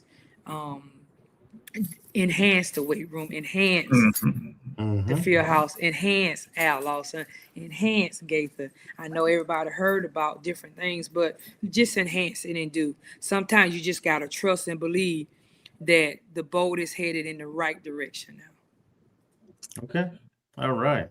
Coach Gordon, ladies and gentlemen, I tell you, you got a full Coach Pressure today, boy. We appreciate your time tonight. Absolutely. Always good to catch up and talk with you. Very enlightening, wonderful conversation. And again, Rattler Nation, I mean, nobody sold look, Coach just sold it for you. Next Thursday and Friday, the 16th and 17th, is the 1887 Strikes. It begins, and we got a lot of programs that we have to support. So we got to pool our dollars together. And we've got to pour into, because as you heard here, our women's basketball program is moving in the right direction. So many of our programs are moving in the right direction. They're winning championships. And we got some great student athletes that are representing us well, and we got to continue to support. So be looking out for more information going into next Wednesday's show, because that will lead us into the 1887 Strikes, which will be next Thursday and Friday, April 16th and 17th. And Coach, as we work to put this thing together on April 25th, trust me, you and the ladies are going to get a call, and we expect to see you and the Lady Rattlers out there in the outfield cheering with us as we go and support the softball team in that final home stand. So you know you're going to get a call. Well, call me, because I already told Coach if she need a pitch hitter, baby. I was clean up woman. I bat at 4. And I still can swing the bat. I ain't saying I'm gonna run the bases, but I can swing that bat. I might hit pitch runners for that these days, Coach. You're good. You're good. They got pitch runners for that. So all you got to do is be able to hit it. Hey, Coach, man, we love you. We appreciate you. Thank you, Coach. Thank you. I for love all y'all that you too. give and that you pour in representing Florida A&M University. It's always great to talk to you. All right. Thank you. It's always great being on the show, and I look forward to it. And yes, April 25th, and mark down the day. 2 days later, that's Coach's birthday. So softball team. Okay. Yeah, no nugget. Yeah. Okay, gotcha. We can have a birthday cake too. We're gonna have to bring a birthday cake out there too. I'm gonna have a recruit on a visit on that day too. How about that? Okay. All right. Okay. We'll come by and see. It's got to happen now. We got to make it happen. It's too much talk to not happen now. See, all right. I'm gonna need my Avengers to step up out there. We will have to pull it together. So, again, ladies and gentlemen, make sure you're following our women's basketball program on all the social media handles. If you find Coach, she's not on social media a lot, but she's out there. If you find her, good luck. So she'll follow back, maybe if you're kind. And make sure to go check out that documentary again. Pat Summit documentary. What's the name of it again? One more time. Breaking Glass. Because we used to tell ourselves we eat glass like invincible. We running on the track. So great. It's a great documentary of a great woman, and you have to give thanks to her for the as a trailblazer for the women's game. So it is. Keep a box of tissues nearby. As you get towards the end. That's all I'm gonna tell you. Oh God. That's all I'm gonna tell you. Just that's a spoiler alert. Tell them about the Jerry curl back in the day. I had that Jerry curl. Coach, I wasn't gonna say that, Coach. I did see that. You saw the Jerry curl. You saw how it. it was. It's all good. We'll be back right after this break with more. You're watching the O&G Strike Zone right here on the Black College Sports Network. We'll be back in a moment. For over 30 years, HBCU Image has been more than just an apparel store. We've been a movement, a statement, a legacy. We celebrate the pride, the purpose, and the culture that make historically black colleges and universities legendary. Whether you're a student or a lifelong supporter, our gear lets you wear your HBCU story with confidence and style. Because when you wear HBCU Image, you're not just wearing clothes. You're wearing culture. You're wearing pride. You're wearing purpose. HBCU Image, a Kenny T's company. From cancer care to accidental injuries to cardiac care, we all know that there are times that you can't control what happens in your life. But with Globe Life Family Heritage, you can be prepared to weather the storm when it comes. Call Dr. Beverly Eagle Rogers at 877-300-8269 or visit the website at globelifefamilyheritage.com. With over 25 years of serving communities, Dr. Beverly Eagles Rogers is here to help you and your family through difficult times. Dr. Beverly takes pride in Globe Life being one of the few companies that returns 100% of premiums to clients that stay healthy. So for more information, call Dr. Beverly Eagle Rogers at 877-300-8269 or visit the website at globelifefamilyheritage.com. Are you hungry for authentic Caribbean food like jerk chicken, oxtail, red snapper, shrimp, tofu, and rasta pasta? Well, find your way over to Mango's Caribbean Restaurant, 180 Auburn Avenue, right next to Royal Peacock in downtown Atlanta. Them belly full, but we hungry. Mango's Caribbean Restaurant, open daily from 11 a.m. to 10 p.m. And on Friday and Saturday, we're open till 4 a.m. Come to Mango's and put some spice in your life. So we've got a good thing going. Mango's Caribbean Restaurant, 180 Auburn Avenue, right next to Royal Peacock in downtown Atlanta. For more info or directions, call 404-698-3992 or log on to mangoscaribbeanrestaurant.com. For instant coupons, text MANGOS to 313131. Tell your mama hungry, papa hungry, brother hungry. Mango's Caribbean Restaurant, authentic Caribbean cuisines. Open up the door, tell your mama hungry. You're looking for the latest information on Southern University sports, the Southwestern Athletic Conference, and HBCU athletics. There's only one place to go. Tune in to the Carlos Brown Show, exclusively on the Black College Sports Network.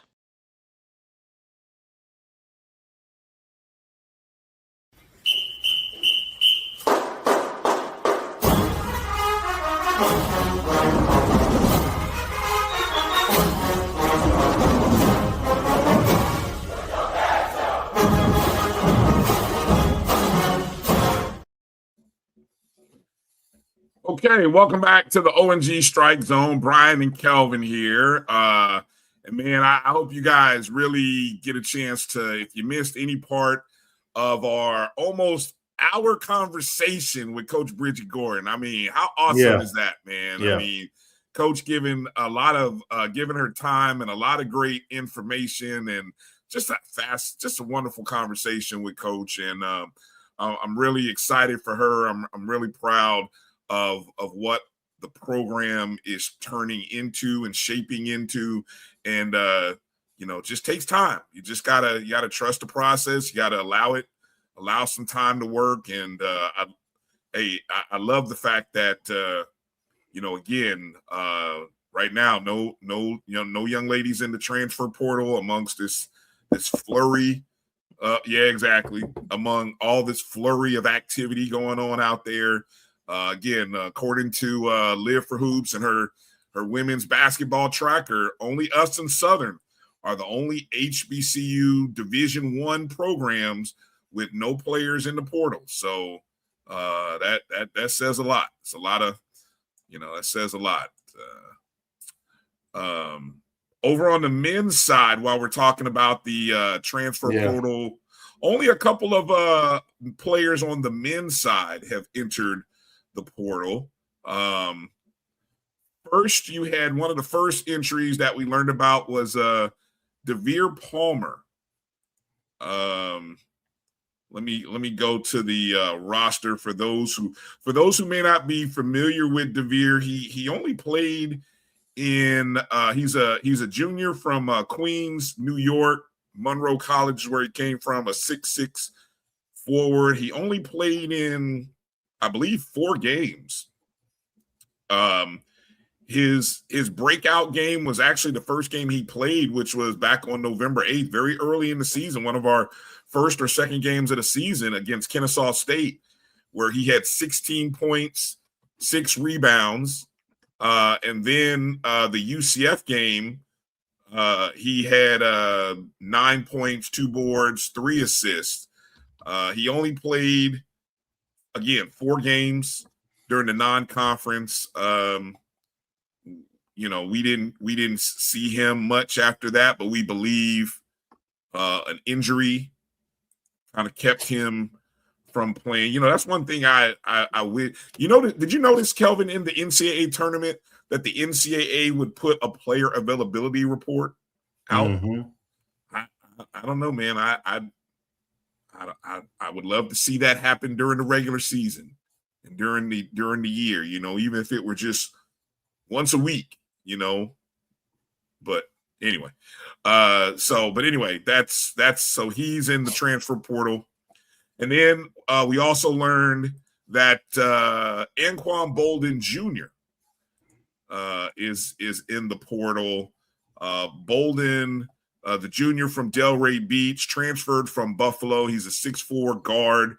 Of course, the name sounds familiar because his father, Anquan Bolden Sr., cut his teeth right across the street there over at Florida State. Then he went on to have a good pro career as a wide receiver in the NFL. But just kind of looking at Anquan's numbers throughout the year. Let's see. Statistically wise, he averaged about 5.8 a game. I'm trying to see where his season high came.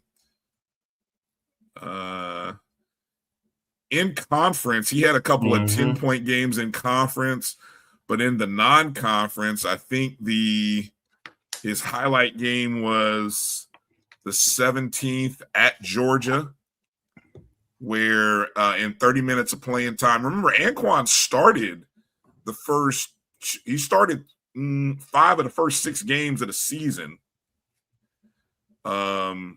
But in that game against Georgia, he had 16 points, was 3 of 5 from the 3-point arc, 6 of 9 from the field, 3 total rebounds.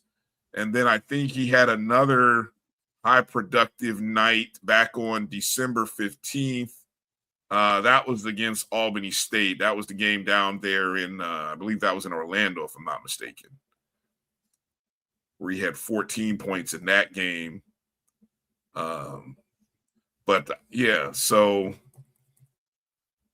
So far, and how many seniors did we have graduate, Kelvin, off that men's basketball team? About 4 or 5? I want to say it was higher. For some reason, the number 6 is sticking in my head. That's where, now that you say that, I was thinking 6 at first, but I wanted to be shy about it. Yeah, Taylor, Chapman, Sanders, that's 3. Caleb, Shirley, 4. Shirley, 5. Octave. Yeah, Taylor. So I'm looking at I don't know. Is Octave senior? Yeah. He's listed as a senior from Alabama State. So according to the website, I got Shirley, redshirt senior, Octave senior, Washington, Caleb Washington, Jaquan Sanders, Jordan Chapman, and you mentioned Leonard Taylor. So 5 of those 6 played. Leonard Taylor, did he get much playing time this year? He did play, especially later on. He was like a backup point guard for us. Gotcha. But he wasn't a huge contributor. Okay. So of the 6, 5 of them were contributors, and I would say 5 of them started at some point during the season. I mean, if I just went in and looked at starting games, I would say among those 5, I would say they probably started at least 5 to 10 games minimum. Yeah. Yeah, little baby said he thinks we have about 6 seniors. So yeah.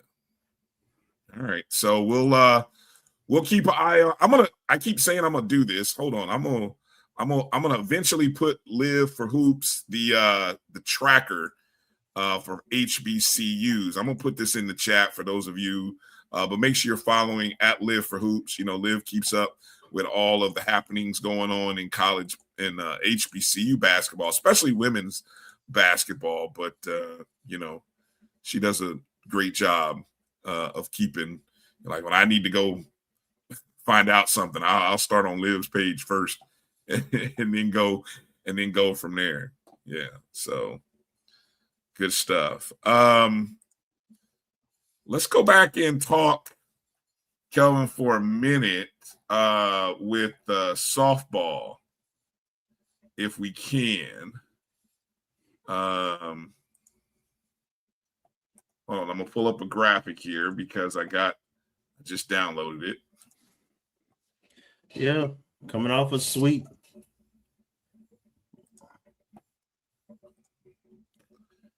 Yeah, so the Rattlers, the softballs from April 1st through the 4th. As you can see, the Rattlers get another sweep against Alabama A&M, the 6-0 game to start. Of course, that included the no-hitter by Zoriana Hughes.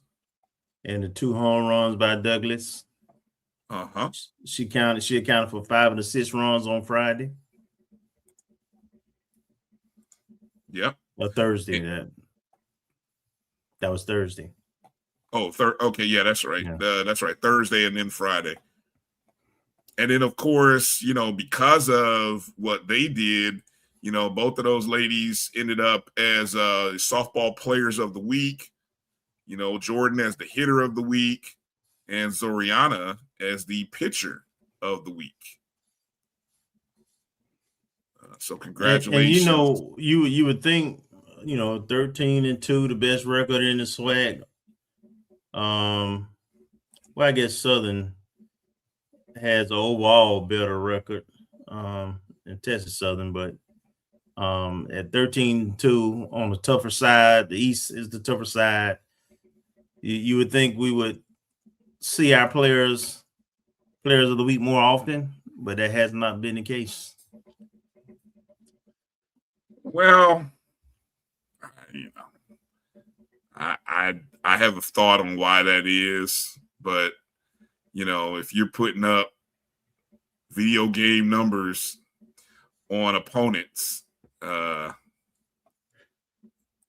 it kind of leads you into it, I guess, right? Maybe. I don't know. People not seeing the whole picture. I don't know. Yeah. Don't matter. Don't matter. This train keep rolling. Yeah, we outscored Alabama A&M 17-7 in the doubleheader, and again in total, 17 plus 6, 23-7. 23-7 in total. Here are your standings right now in the Southwestern Athletic Conference. FAMU sitting at 13-2 with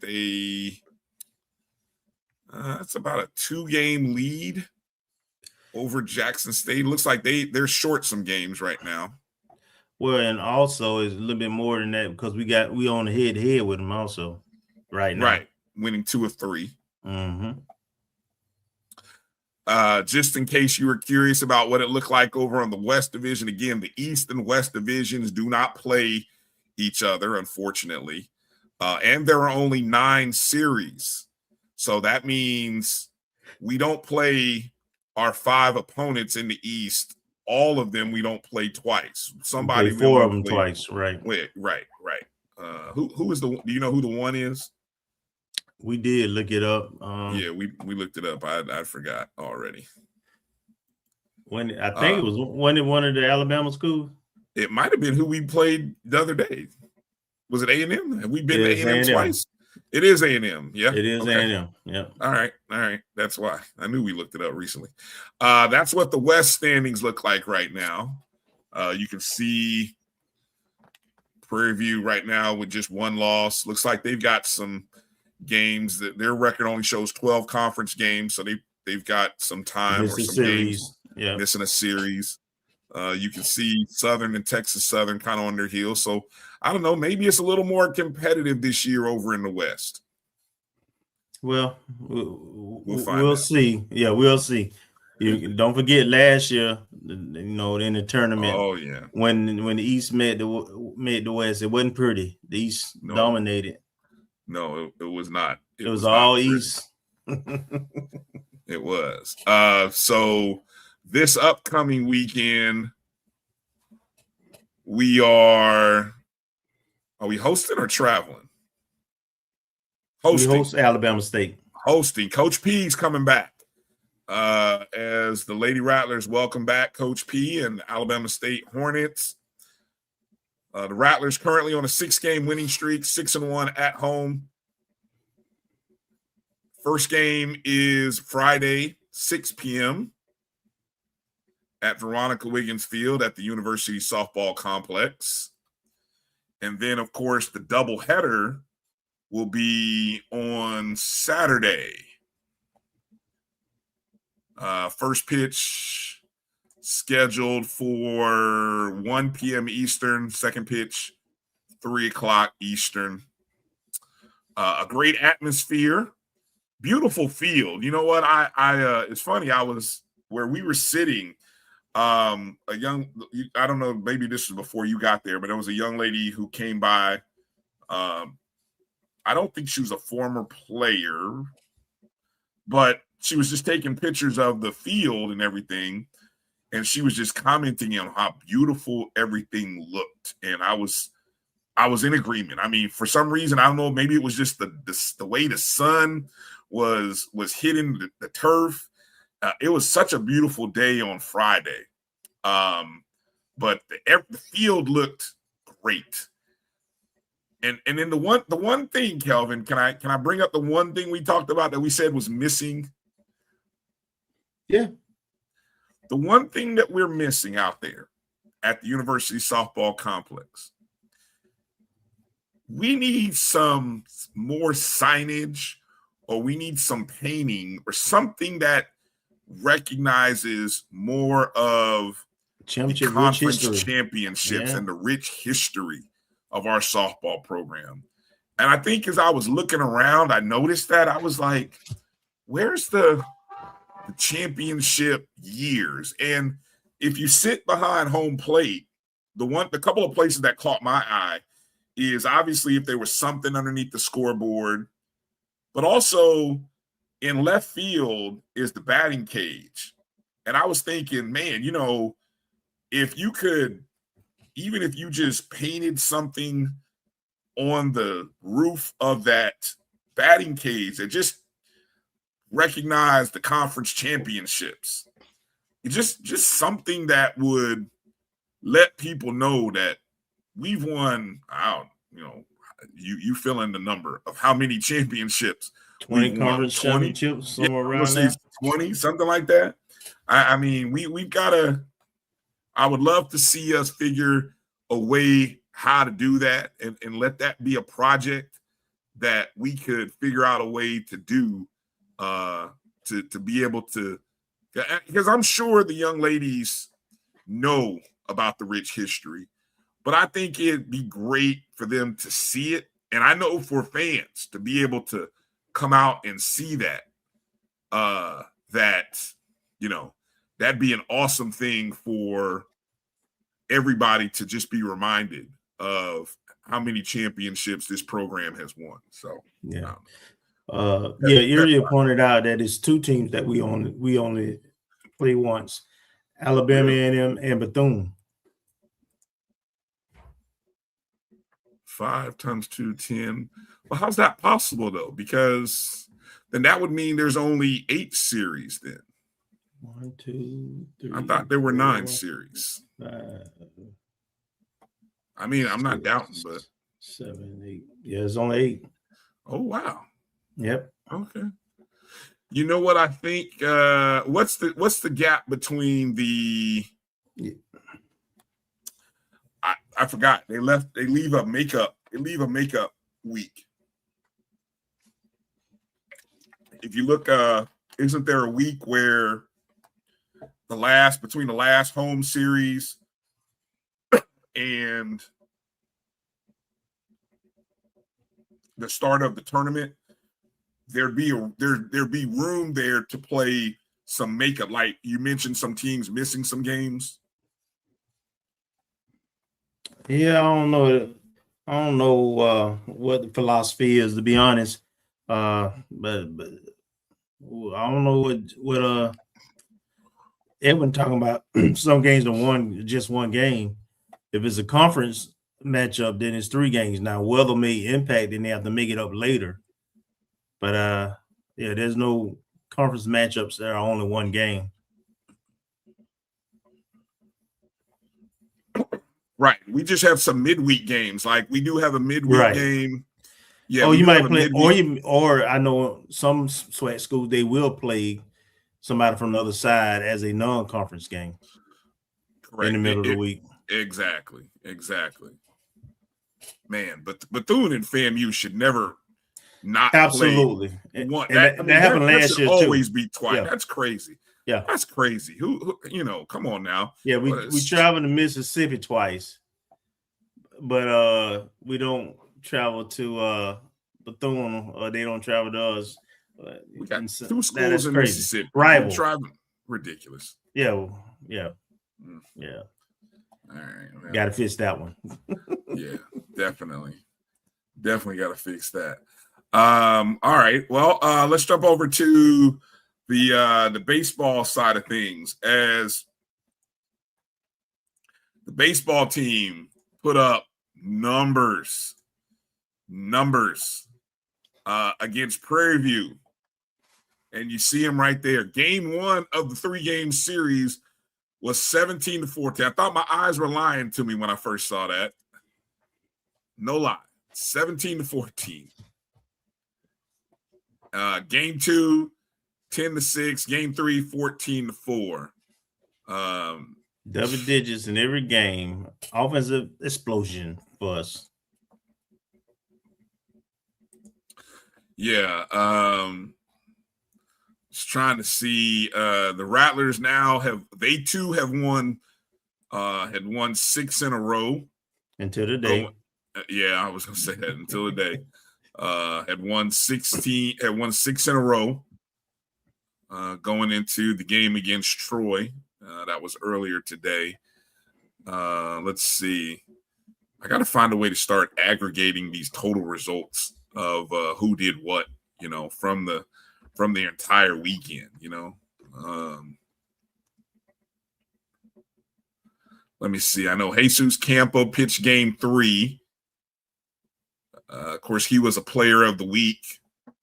The week before, he only pitched 5 innings, 5 hits, 4 runs, 4 earned, walked 3, and had 1 strikeout in that game. That was the 3rd game of the series. As you can see, that we won 14-4. Then let's see. Going back to game 1. Caleb Granger actually ended up getting the win in that game. Got beat up though. Yeah, boy, he got beat up. He pitched. Doesn't help the ERA, but yeah, he pitched 6 2/3, gave up 10 hits, 10 runs, 10 earned. But coach stuck with him, and I think in large part is because he had a lead. As we jumped on Prairie View's pitcher through the first 5 innings and had let's see, heading into the bottom half of the 6th, we had a 13-8 lead going into the bottom of the 6th inning. So he always played with a lead, it seems like. So yeah, I was just trying to look and see. We had a total of 19 hits, scored 17 runs on 19 hits, 15 RBIs. Only left 9 runners on base. I mean, that game only took 3 hours, though, Kelvin. You'd think a game like that might take longer, but surprisingly, it only took 3 hours. That's still long for a baseball game. Well, it used to be that used to be that You used know, to. they got pitch. They got pitch clocks and everything now. Well, now, yeah. So generally, our games last about 2 hours, 20 minutes, maybe at the most. I'm looking at the next game, the game on Saturday, 2 hours and 36 minutes. So you're right. Yeah, 2 hours and 36 minutes. 10-6 win. Garrett Workman got the win. Garrett pitched 6 innings, 5 hits, 3 runs, 3 earned, struck out 7. How about Garrett starting to find his form over these last 3 outings? Yeah, yep. Need that. Yeah. Because Bethune ain't playing. No, they're not. No, they are not. No, my brother. So the game today at Troy didn't fare too well. We lost that one 12-2. Yeah, we used like 6 or 7 pitchers. You know, the ones who weren't gonna be significant contributors over the weekend. Yeah, what they call a bullpen game. I see 1 inning, 1 inning, 1 inning, 1 inning, 1 in the third, 1 in the third, 1 in the third. That's the first 4 pitchers. Then 2/3 of an inning, 1/3 of an inning, and yeah. So as you said, that game only went 7 innings in that contest, 2 hours and 45 minutes. Only really nobody from FAMU. So we scored 2 runs on 4 hits. Not our finest moment from an offensive standpoint. So, but anyway, we won't dwell too deep. So what's the? Hold on, let me see. Do I have the? I think I downloaded the standings as well. Tied for first.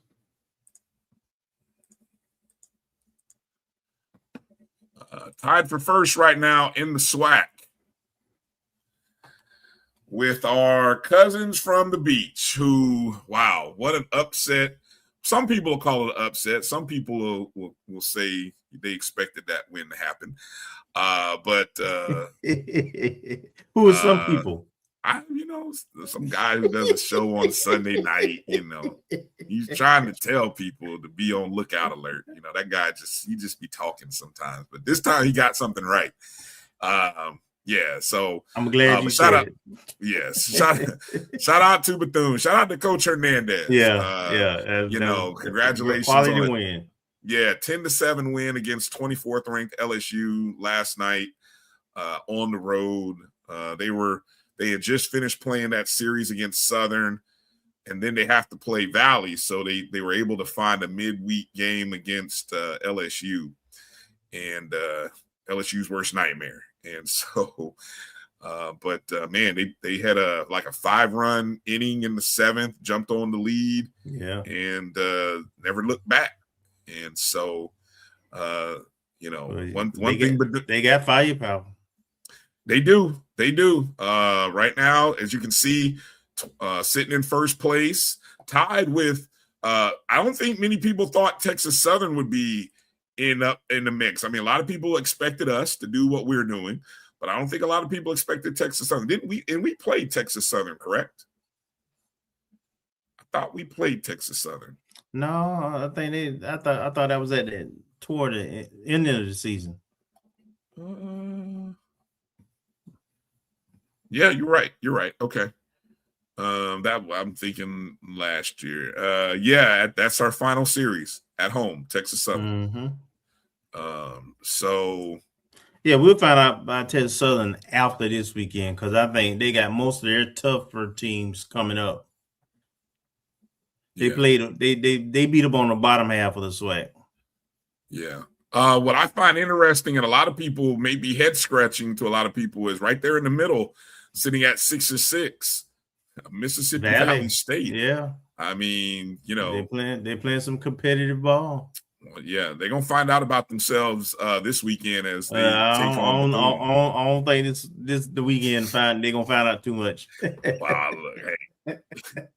Yeah, you know, no, I don't expect them to, but it'll be fascinating. We do have, I think we have Valley on the schedule. Our upcoming opponents, we've got the Jackson State series this weekend. We're in Jackson.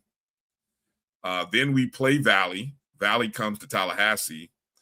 Then we have the Bethune series. Oh, that same. Oh, Lord have mercy, Kelvin. That's the same weekend as the thing we're playing at. Oh, Lord, that's going to be a fun weekend. All right, just book it now. I'm coming to Tallahassee, April 24th through the 26th. I'm coming to Tallahassee. That's the softball series, Jackson State, the Bethune-Cookman series. Yeah, I'll be in Tally. I'm telling you now. Don't go overpricing me on the hotels, Tallahassee, please. And yeah, so that's going to be a fun weekend. Is that record right for Texas Southern? I'm looking at baseball. Okay, no. 10-2, yeah, 10-2. No, I was looking at softball. I was like, wait a minute, that ain't matching up. Okay. Yeah, we've already played Arkansas Pine Bluff. Took 2 out of 3 against them.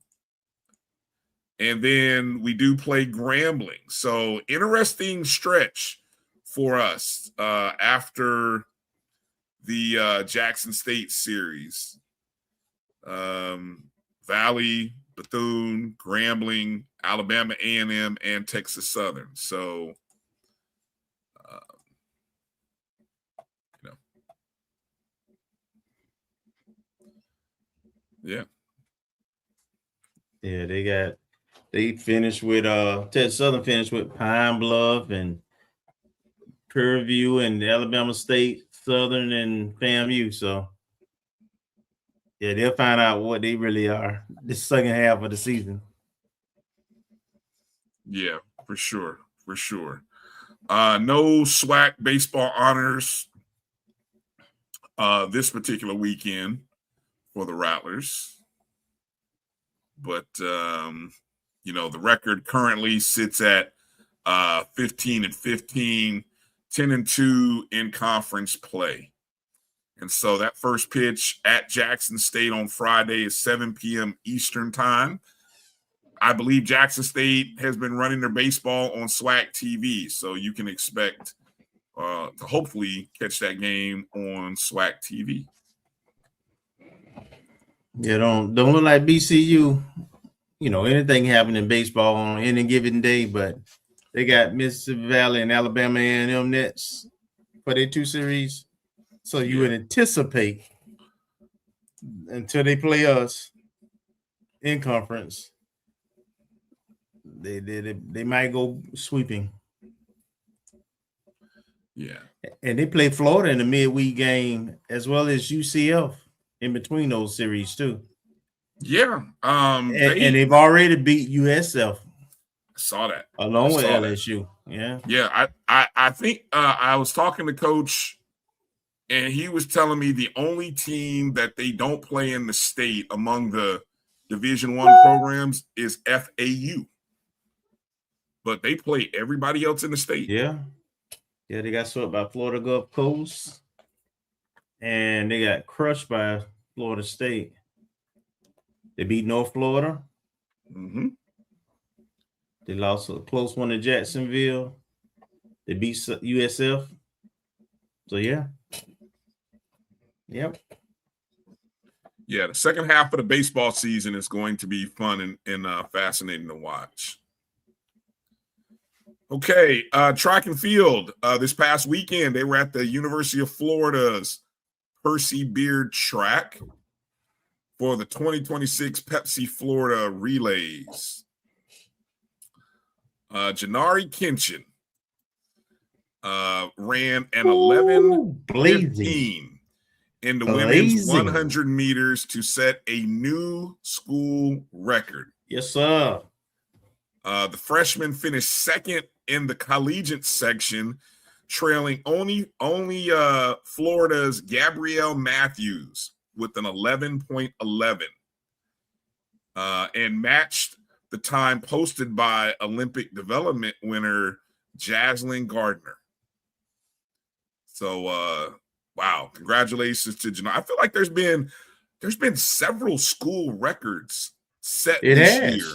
No doubt about it. Indoor or outdoor, man. Good Lord. Yeah, that 11:15. The guy, my man from track, he texts me all the time. Track and field, yeah. Yeah. He told track and field, yeah. Yeah, he told me that's 5th in the nation right now. Holy smokes! Yeah, that's smoking. Lord, that time is smoking. God. I mean, how do we go from having the fastest woman in the SWAC last year to now we just come in with like another fast woman? I mean, and just think about it, all of them underclassmen. Yes, freshmen, sophomores. Block is only a junior. Yes.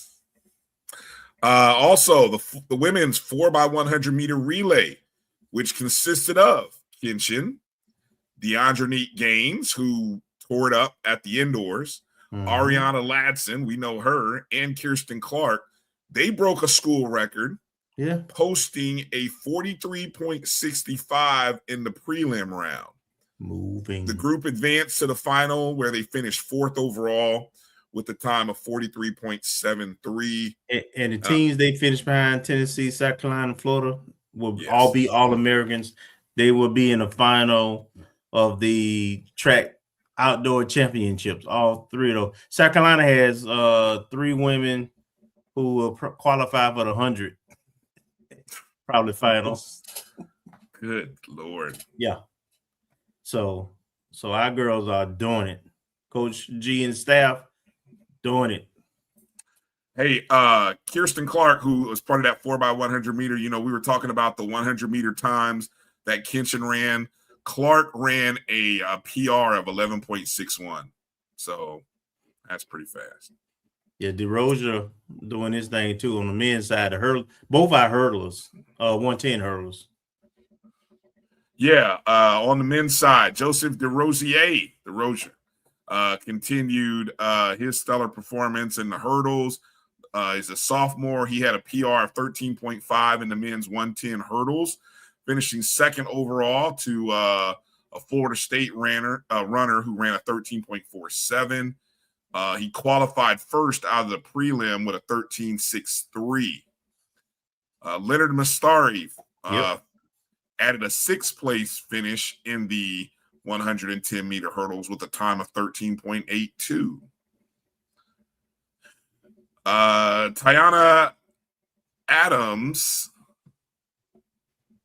had a PR in the women's 100 meter hurdles, running 13.29, finishing 5th in the finals.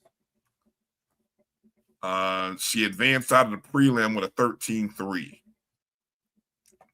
Tara Burt set a personal best in the women's 800 meter with a time of 2:07.93. Her teammate Leandra Farrell posted a PR of 2:13.38 in the same event.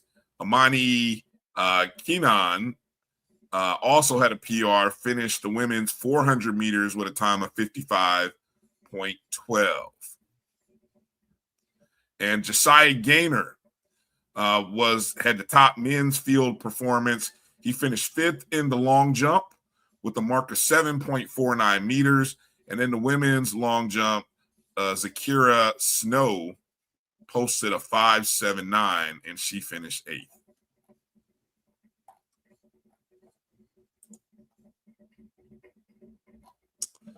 8th. So what's next? Let me see. Where are they at next? They're off this weekend, and then they return to Florida next weekend for the Tom Jones Invite. That's in Gainesville, April 17th and 18th.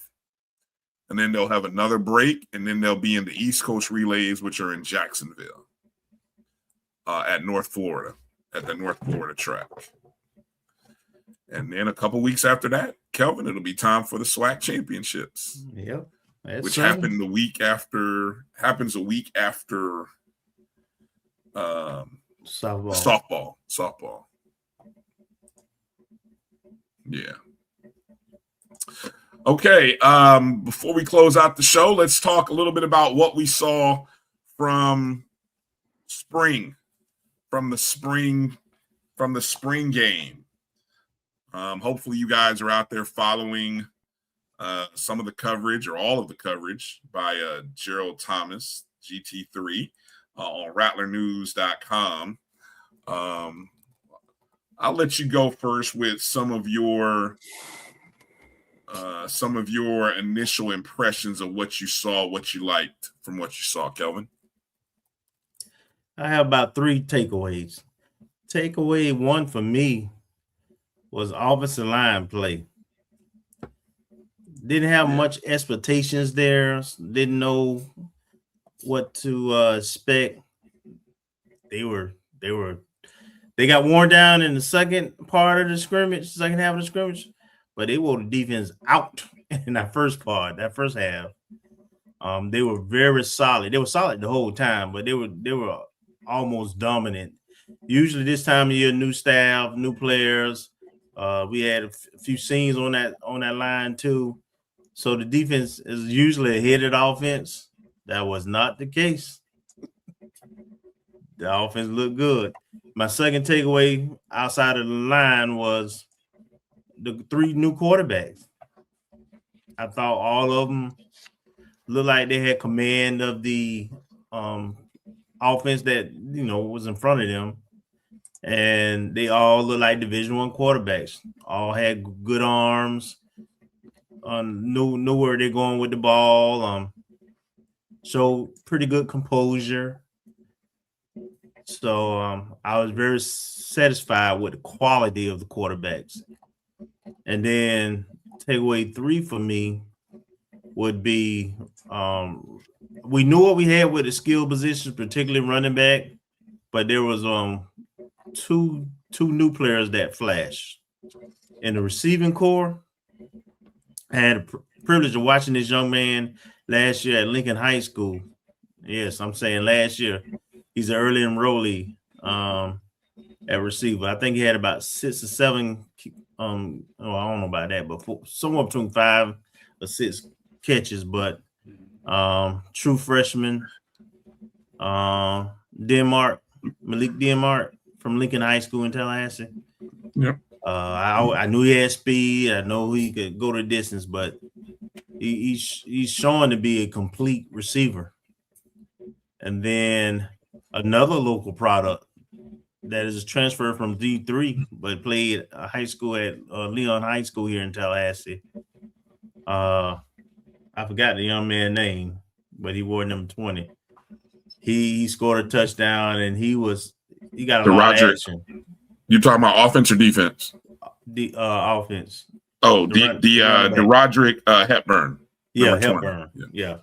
He was a great compliment to Bo and our speedster. So Haley. Yeah, so I was really impressed with those 2 young new pieces. Yeah, I don't know. You didn't leave much on the bone there, but that's all right. No. It just goes to show we were seeing the same thing. So yeah. I was I think coming to find out that our offensive line numbers, and this is something that Gerald had hinted about and talked to us, we didn't have a lot of depth at the offensive line. The previous years that we've talked about the depth at the offensive line position. Yeah, 15 and 17. Yeah. This was not the year. We did not have those kind of numbers. But Coach Gray even stated that he wasn't worried about their production. I mean, the depth was an issue because you'd love to have more depth. Right. But he felt comfortable with their production, and we see why. Yeah. We see why. They look good. I mean, there's only maybe 6 guys. That's just a 7. Yeah. You didn't have a full, 10 You didn't have a first and a second group. No, it was so that's a recruiting ad that'll be coming, but it's a good start with what we had. So and they actually moved one of the linemen who would have been returning to the defensive line, Michael Moore. Okay, yeah. Jamal Haley's standout things for me was Jamal Haley's, run out of the back, or his catch and run more so. Right. His catch and run, a nice pass. Whoop, whoop. Yeah, nice. Put a couple moves on. He was gone. Yes, sir. He gone. He hit the B button on him. Yeah, about a 65-yard touchdown run on the first drive for offense, the first offensive group. And then you mentioned in that second half the run by Roderick Hepburn. I think it'll be interesting to watch Hepburn challenge Bo Somerset for RB2 reps. I think Haley is going to be RB1. That's just that's how it started. Yeah, but I think seeing Somerset versus Hepburn's production. Remember, Bo had a very nice catch and run too in his first series, second series. Yeah, he came in the second series. Yeah. But he looked really good. Yeah. I also think, I see a lot of you guys mentioned about the quarterback position. I mean, we know that Isaiah Knowles is QB1. It was really interesting seeing a true freshman, Armand Parker. And, our friend, Mr. Campbell, well, he loves Mr. Parker and what, but he looked good. He did look good out there. Even won the Spirit Award or Spring Award for Most Improved Quarterback. But even after Parker, QB3, James Hayes. I mean, Hayes is the transfer from Alabama State. I think he's a redshirt freshman. Don't get me wrong here. But he looked good. He looks the part too. Yeah, he looks the part. I mean, he has 6'4".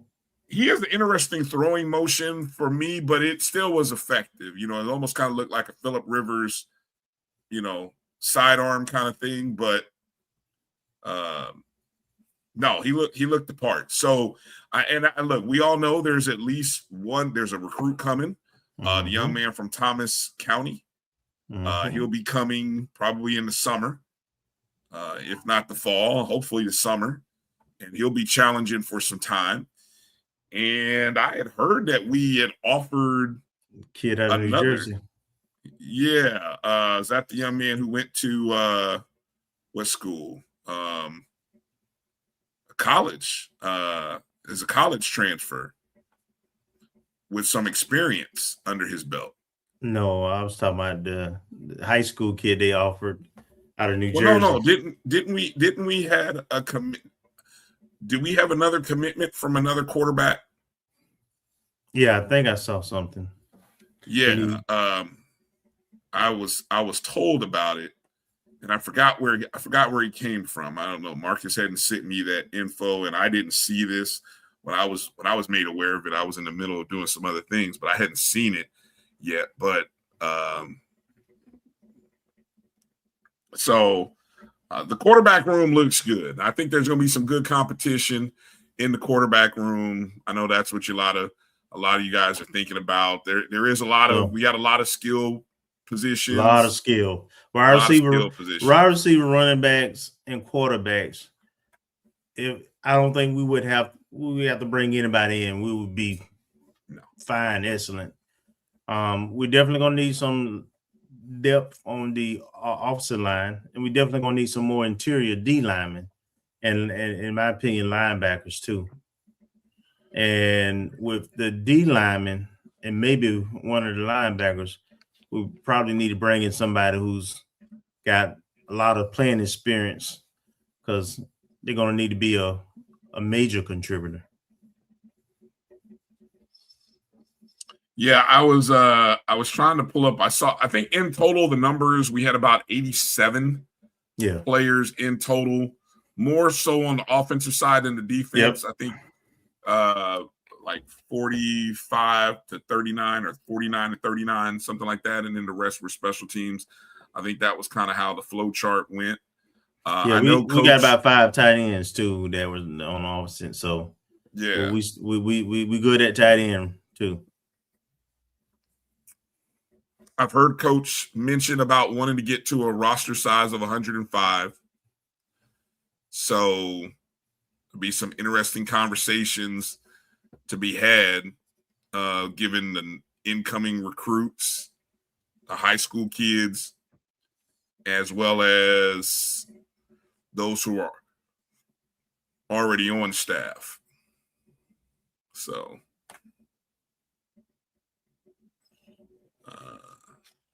yeah.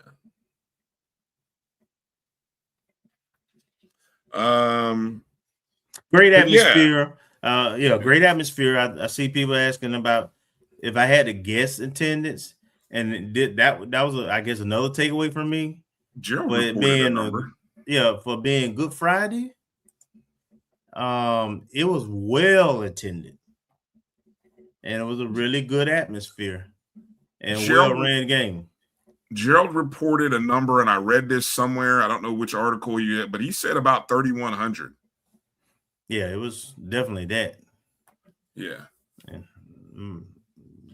So I was trying to find the article. He did, he quoted about 3,100. Yeah. Is what I read. So for Friday night, that was a good showing. Yeah, no, it was. The 100 was there. Sound good. Had some new music in the catalog. It was good, man. It got to the point where we kind of had a twilight where the lights were out. They got a chance to test the night show, the lights. B-Dot was doing his thing, looking good. Madam President was in the house. I seen the pictures. I didn't see her, didn't run into her. But she was in the building. She was there. It was a good atmosphere, good spirit, man, good spirit. Vendors outside doing their thing. Shout out to who was it? We bought those shirts from? Real World. Yeah. Shout out to Real Worlds. Made a nice donation to the program. That's right. About 5 G's. All in win with Quinn. Yeah, all in with Quinn shirts. I know I got me one. So yeah, it was good to see the vendors out there. Good to see, it was a good opportunity. There were some college students that were doing the recruiting visit. It was good, man. It was really good. I had kind of worried about what a Friday night spring game would look like, but no, it was good. Really good. The parking lot looked like it was a regular game. Yeah, we pulled up, and we did kind of do a double check because we were sitting up in the press box and kind of looking to the left where the north end zone is. You look in the lot, and you're like, damn, it's full out there in the lot. Yeah. So definitely, you can see it was a good crowd. Folks were tailgating. Shout out to Yeomans and I think that was the Boosters. The Rattler Boosters were tailgating out there in the north end zone parking lot. So all in all, man, it was a very well attended, good crowd, good spirit, good enthusiasm. It was a beautiful day for football. Another takeaway: very few penalties. Yeah, for a spring game, very few penalties. We played clean.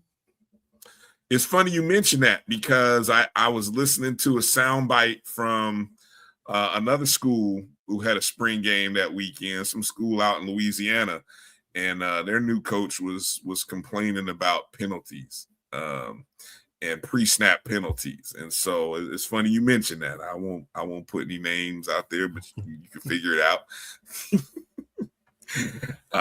But yeah, so that was positive. Yeah. All right.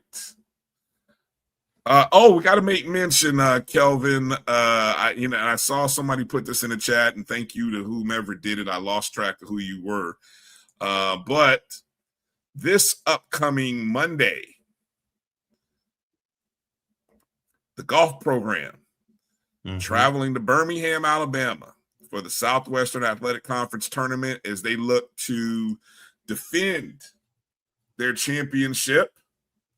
And of course, they'll play on Monday, Tuesday, and Wednesday. So who knows? By the time we come on the air next Wednesday, we could be celebrating the second championship of the spring. Yeah. Right? Yeah. Yep. We need to mention about the Sports Hall of Fame class that got announced. We'll be inducting a new class, and I think this is the 50th class. 50th year. And so we have someone from men's tennis, Leroy Long, from cross country, Judith Keeby. I remember her won 4 consecutive MEAC cross country championships and all MEAC honors. Football, we got Pete Evers, one of my favorite players during my time on the yard, who's now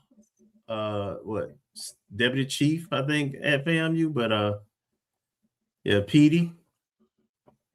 And then we got Tyrone McGriff Jr. also out of football, who's also in the Tallahassee area.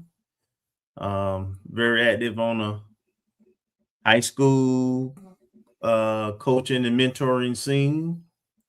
We got Sean Gillen, High, who also played football and basketball at FAMU High, but was a 2-sport athlete at the university too in baseball, and a fullback in football. We got Brandy, who's been the cheer coach for the last 20 years. As a coach being inducted, Brandon Tatum Frederick, and Ben Crump, attorney Ben Crump. Yes, that one, civil rights activist, who's been a longtime supporter, along with, of course, Dara Parks, with FAMU and the university. So that is the class that is being honored this fall. 50th anniversary. Do we have a date on when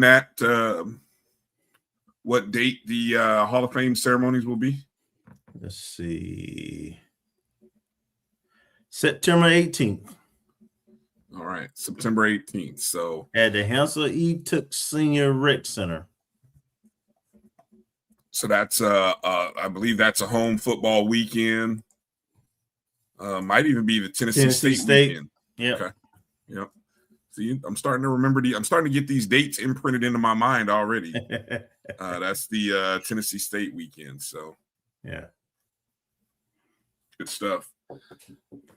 Last week we mentioned I was gonna mention last week that we did show you and talk about the track canopy. Yep, that's what I was gonna say. You got it. Okay, yeah.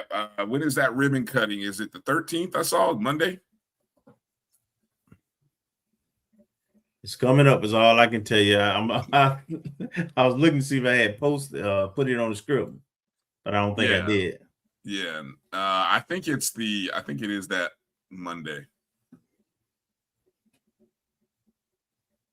Monday the 13th. It's either Friday or Monday. I couldn't really remember, but I remember I did see it. I could see it from the parking lot. Yeah, I was thinking it was Friday. It was going to be. I thought it was on Friday, but I'm not sure.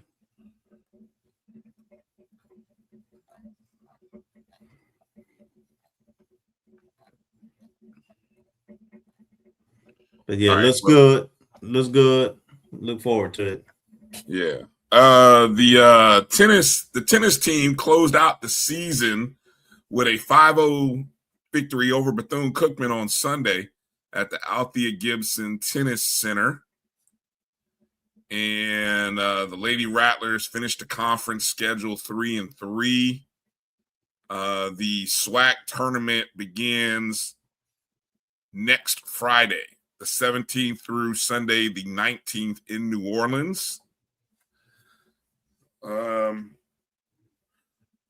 I didn't see the latest standings yet.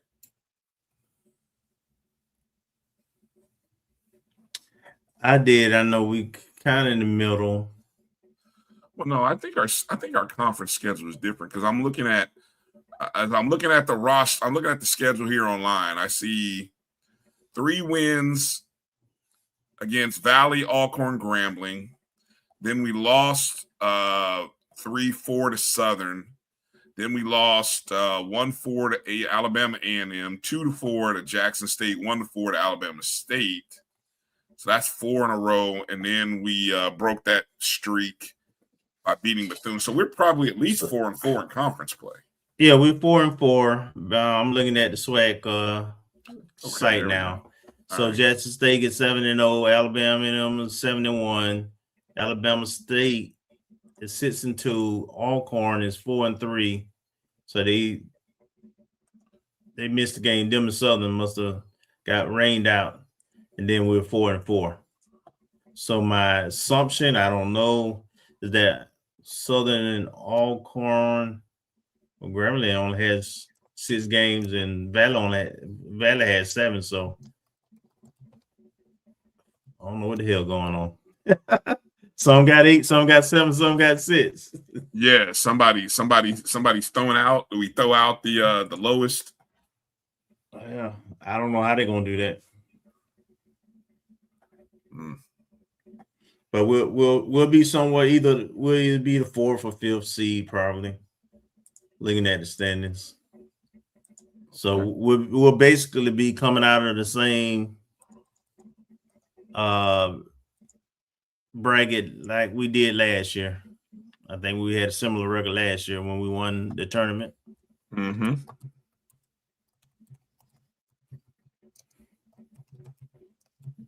Okay. I'm putting in the chat room for all of you guys, those of you on YouTube and Facebook, I'm putting Live for Hoops, her HBCU women's basketball portal tracker, as well as her men's portal tracker. Again, these are Division I programs. So, and I think there are still, as we just talk about SWAC, there are, I've seen the tweet, there are four openings right now in the SWAC. Of course, Texas Southern, Johnny Jones officially acknowledged what we all knew last weekend, was that he was going to LSU. Mm-hmm. We already know Alabama State's coach resigned to go to Memphis. Right.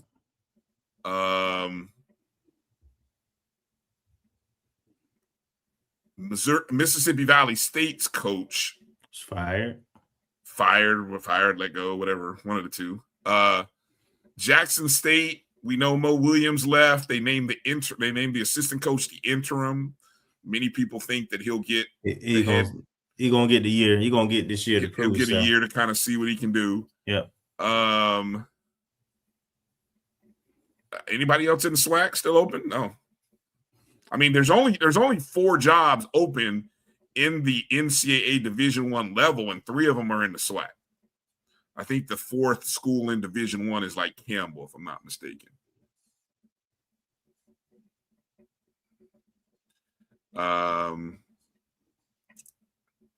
Let me see. What else? I saw a note that Nolan Tennessee State signed an extension. Yep. All the way through like 2031. 31. Yeah. I'm like, woo, go ahead, man. Get you what is that, a 5-year extension? Yeah. Shoot. I hope Tennessee State was smart enough to put some buyout clauses in there, because if Smith continues doing what he's doing, there'll be some schools calling very quick, and you better hope that they can meet the buyout. Yep. So, good stuff. I think, but overall, I think there are some. I've seen a couple other coaches but there's probably about 12 overall in HBCU men and women's basketball. 12 openings right now. And what's kind of always interesting, I get a little chuckle, Kelvin, is when I see how quickly the other programs in the Big 12, ACC, the PWIs, how quickly they move. I mean, we've seen them move from firing a coach on Thursday. Hey, the new coach, 48 hours, it's done. Yes, Saturday. Saturday, they got a new coach in there ready to go. Social media. Hubert Davis go down, and then Mike Malone at UNC. Yeah, man, I'm so bent about that. I'm like, y'all could have waited for Billy Donovan. His season will be over on Sunday night. Billy could have been in Chapel Hill on Monday. But anyway. Earl Hilton at A&T's AD retired. A lot of transition at A&T. Yeah, a lot of transition. That's interesting. A lot of people will be speculating to see, does this mean that A&T will now kind of look to get out of the CAA, reverse course, and go back home? I would say look at who the president is as well. Look at who the president is, but I don't see it. At least not right now. Thank you for jumping in and checking in, Larry Sargent. I hope so. That's all I can tell you, Larry. I hope so. Looks like everything locked in. It seems like there's a lot of positive energy right now. So, yeah. All right. I think we covered just about everything. I think we got Rattler Nation kind of caught up, and we hit on some good stuff today, man. Again, a great conversation with Coach Bridgette Gordon. Yes. Encourage you guys to go check that out, share it. I'm going to try to clip it as its own separate podcast because, man, that's some great stuff there with Coach, man. Brett, I would say the biggest things that she shared, if I'm just kind of recapping, the schedule is advancing. It's changing. There's going to be 3 additional non-conference games added. The NCAA is allowing for 3. Now, whether you actually go schedule those 3, that's up to each school, but the calendar stays the same. So, but the opportunity to schedule 3 more is out there. Don't know if we're gonna have Monday. Saturday doubleheaders, or are we gonna keep them separated? That's still to be determined. And Coach, she likes the doubleheaders. Kind of implied a little bit that the majority of the coaches in the women's basketball coaches like the doubleheaders too. Kind of what she implied. But those kind of decisions are made above her. I mean, they do get the coach's input. And I do, and in this case, the men have some input, and I do get, because there's no lie, on a Monday, if a game goes into overtime or double overtime, the men games ain't starting at 9. That happened this year. Didn't that happen? Remember that happened this year in one of those games. Yeah. Huh? But if it happens on Saturday, that's fine. But yeah, you're right. When at the end of the season, at the end of the season, when we play on Monday doubleheaders, that women's game, overtime. I had to send my daughter home because it didn't start. The men game, it started like 9:30. 9 o'clock, 9 o'clock, man. It was like late night, one of them old school ESPN Monday night games where the game wouldn't start until 9, and they're on West Coast, like you watching a West Coast game. Right, be like, man, we got to go to work tomorrow. I should be in the bed by now. Nah, you up watching college basketball on ESPN, or in this case, watching on SWAC TV. Also Coach was talking about the challenges, or more so the success of the recruiting, and the fact that right now no Lady Rattlers are in the portal. Yep. Of course, she's losing 10 returning. Yeah, 10 returners right now, which I mean, just that in itself, given what she had to do big. That's big. Years.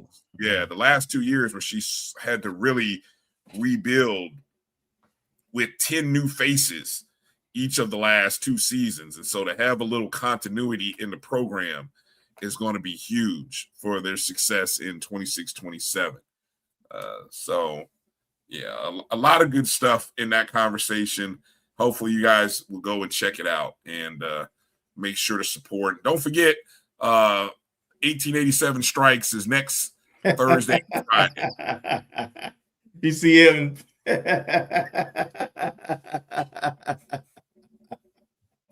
That's a good one, Evan. You got us. All right, it's time to go. Good call, Evan. Good call. All right. Well, Marcus couldn't join the show tonight, but hopefully Marcus will be back next week. What is this? Adrian said. I had to sneak in Falk. Has he done has Falk done any HBCU stuff since he been named? At least the Southern people. He been on Perry White or anybody like that? Carlos? I'm just saying. Hey, okay. I guess that's a no. Hey, somehow you get out, somehow you get in these streets and you forget about the people who, anyway, let me stop. It ain't my concern. Y'all got that. Y'all got that over there in Southern. And, I'm sure when Carlos Brown gets Marshall Falk, we'll let you know on the Black College Sports Network. It should be coming hopefully soon. I know he's put in the call. So we'll see. All right, look, there's Crooks. What did I just say? All right, I'm out. We're out. It's time for us to go.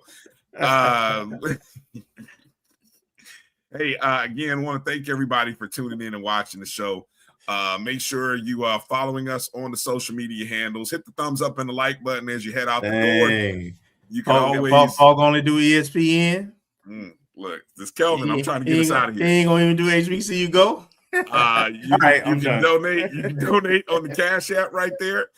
You can also donate via the YouTube channel with a super chat as well. So a lot of folks working to get them. That's all I can say. It looks like it. So maybe somebody will. If HBCU corner can't get them, ooh, y'all got issues, Southern. For Kelvin Rozier, I'm Bryan Fulford. We want to thank Coach Bridgette Gordon for joining the show. We look forward to a great week and a great weekend, Rattler Nation. Let's make sure we get out and support our programs. Alabama State coming in town for the softball, baseball teams traveling out to Jackson State, and be looking out for championship weekend beginning on Monday for golf. All right. That's going to do it. You guys be well. Have a great rest of your week. Things up. Strike. And strike again. I mean, let me strikes ahead in there. But anyway, good night. God bless. We'll see you soon.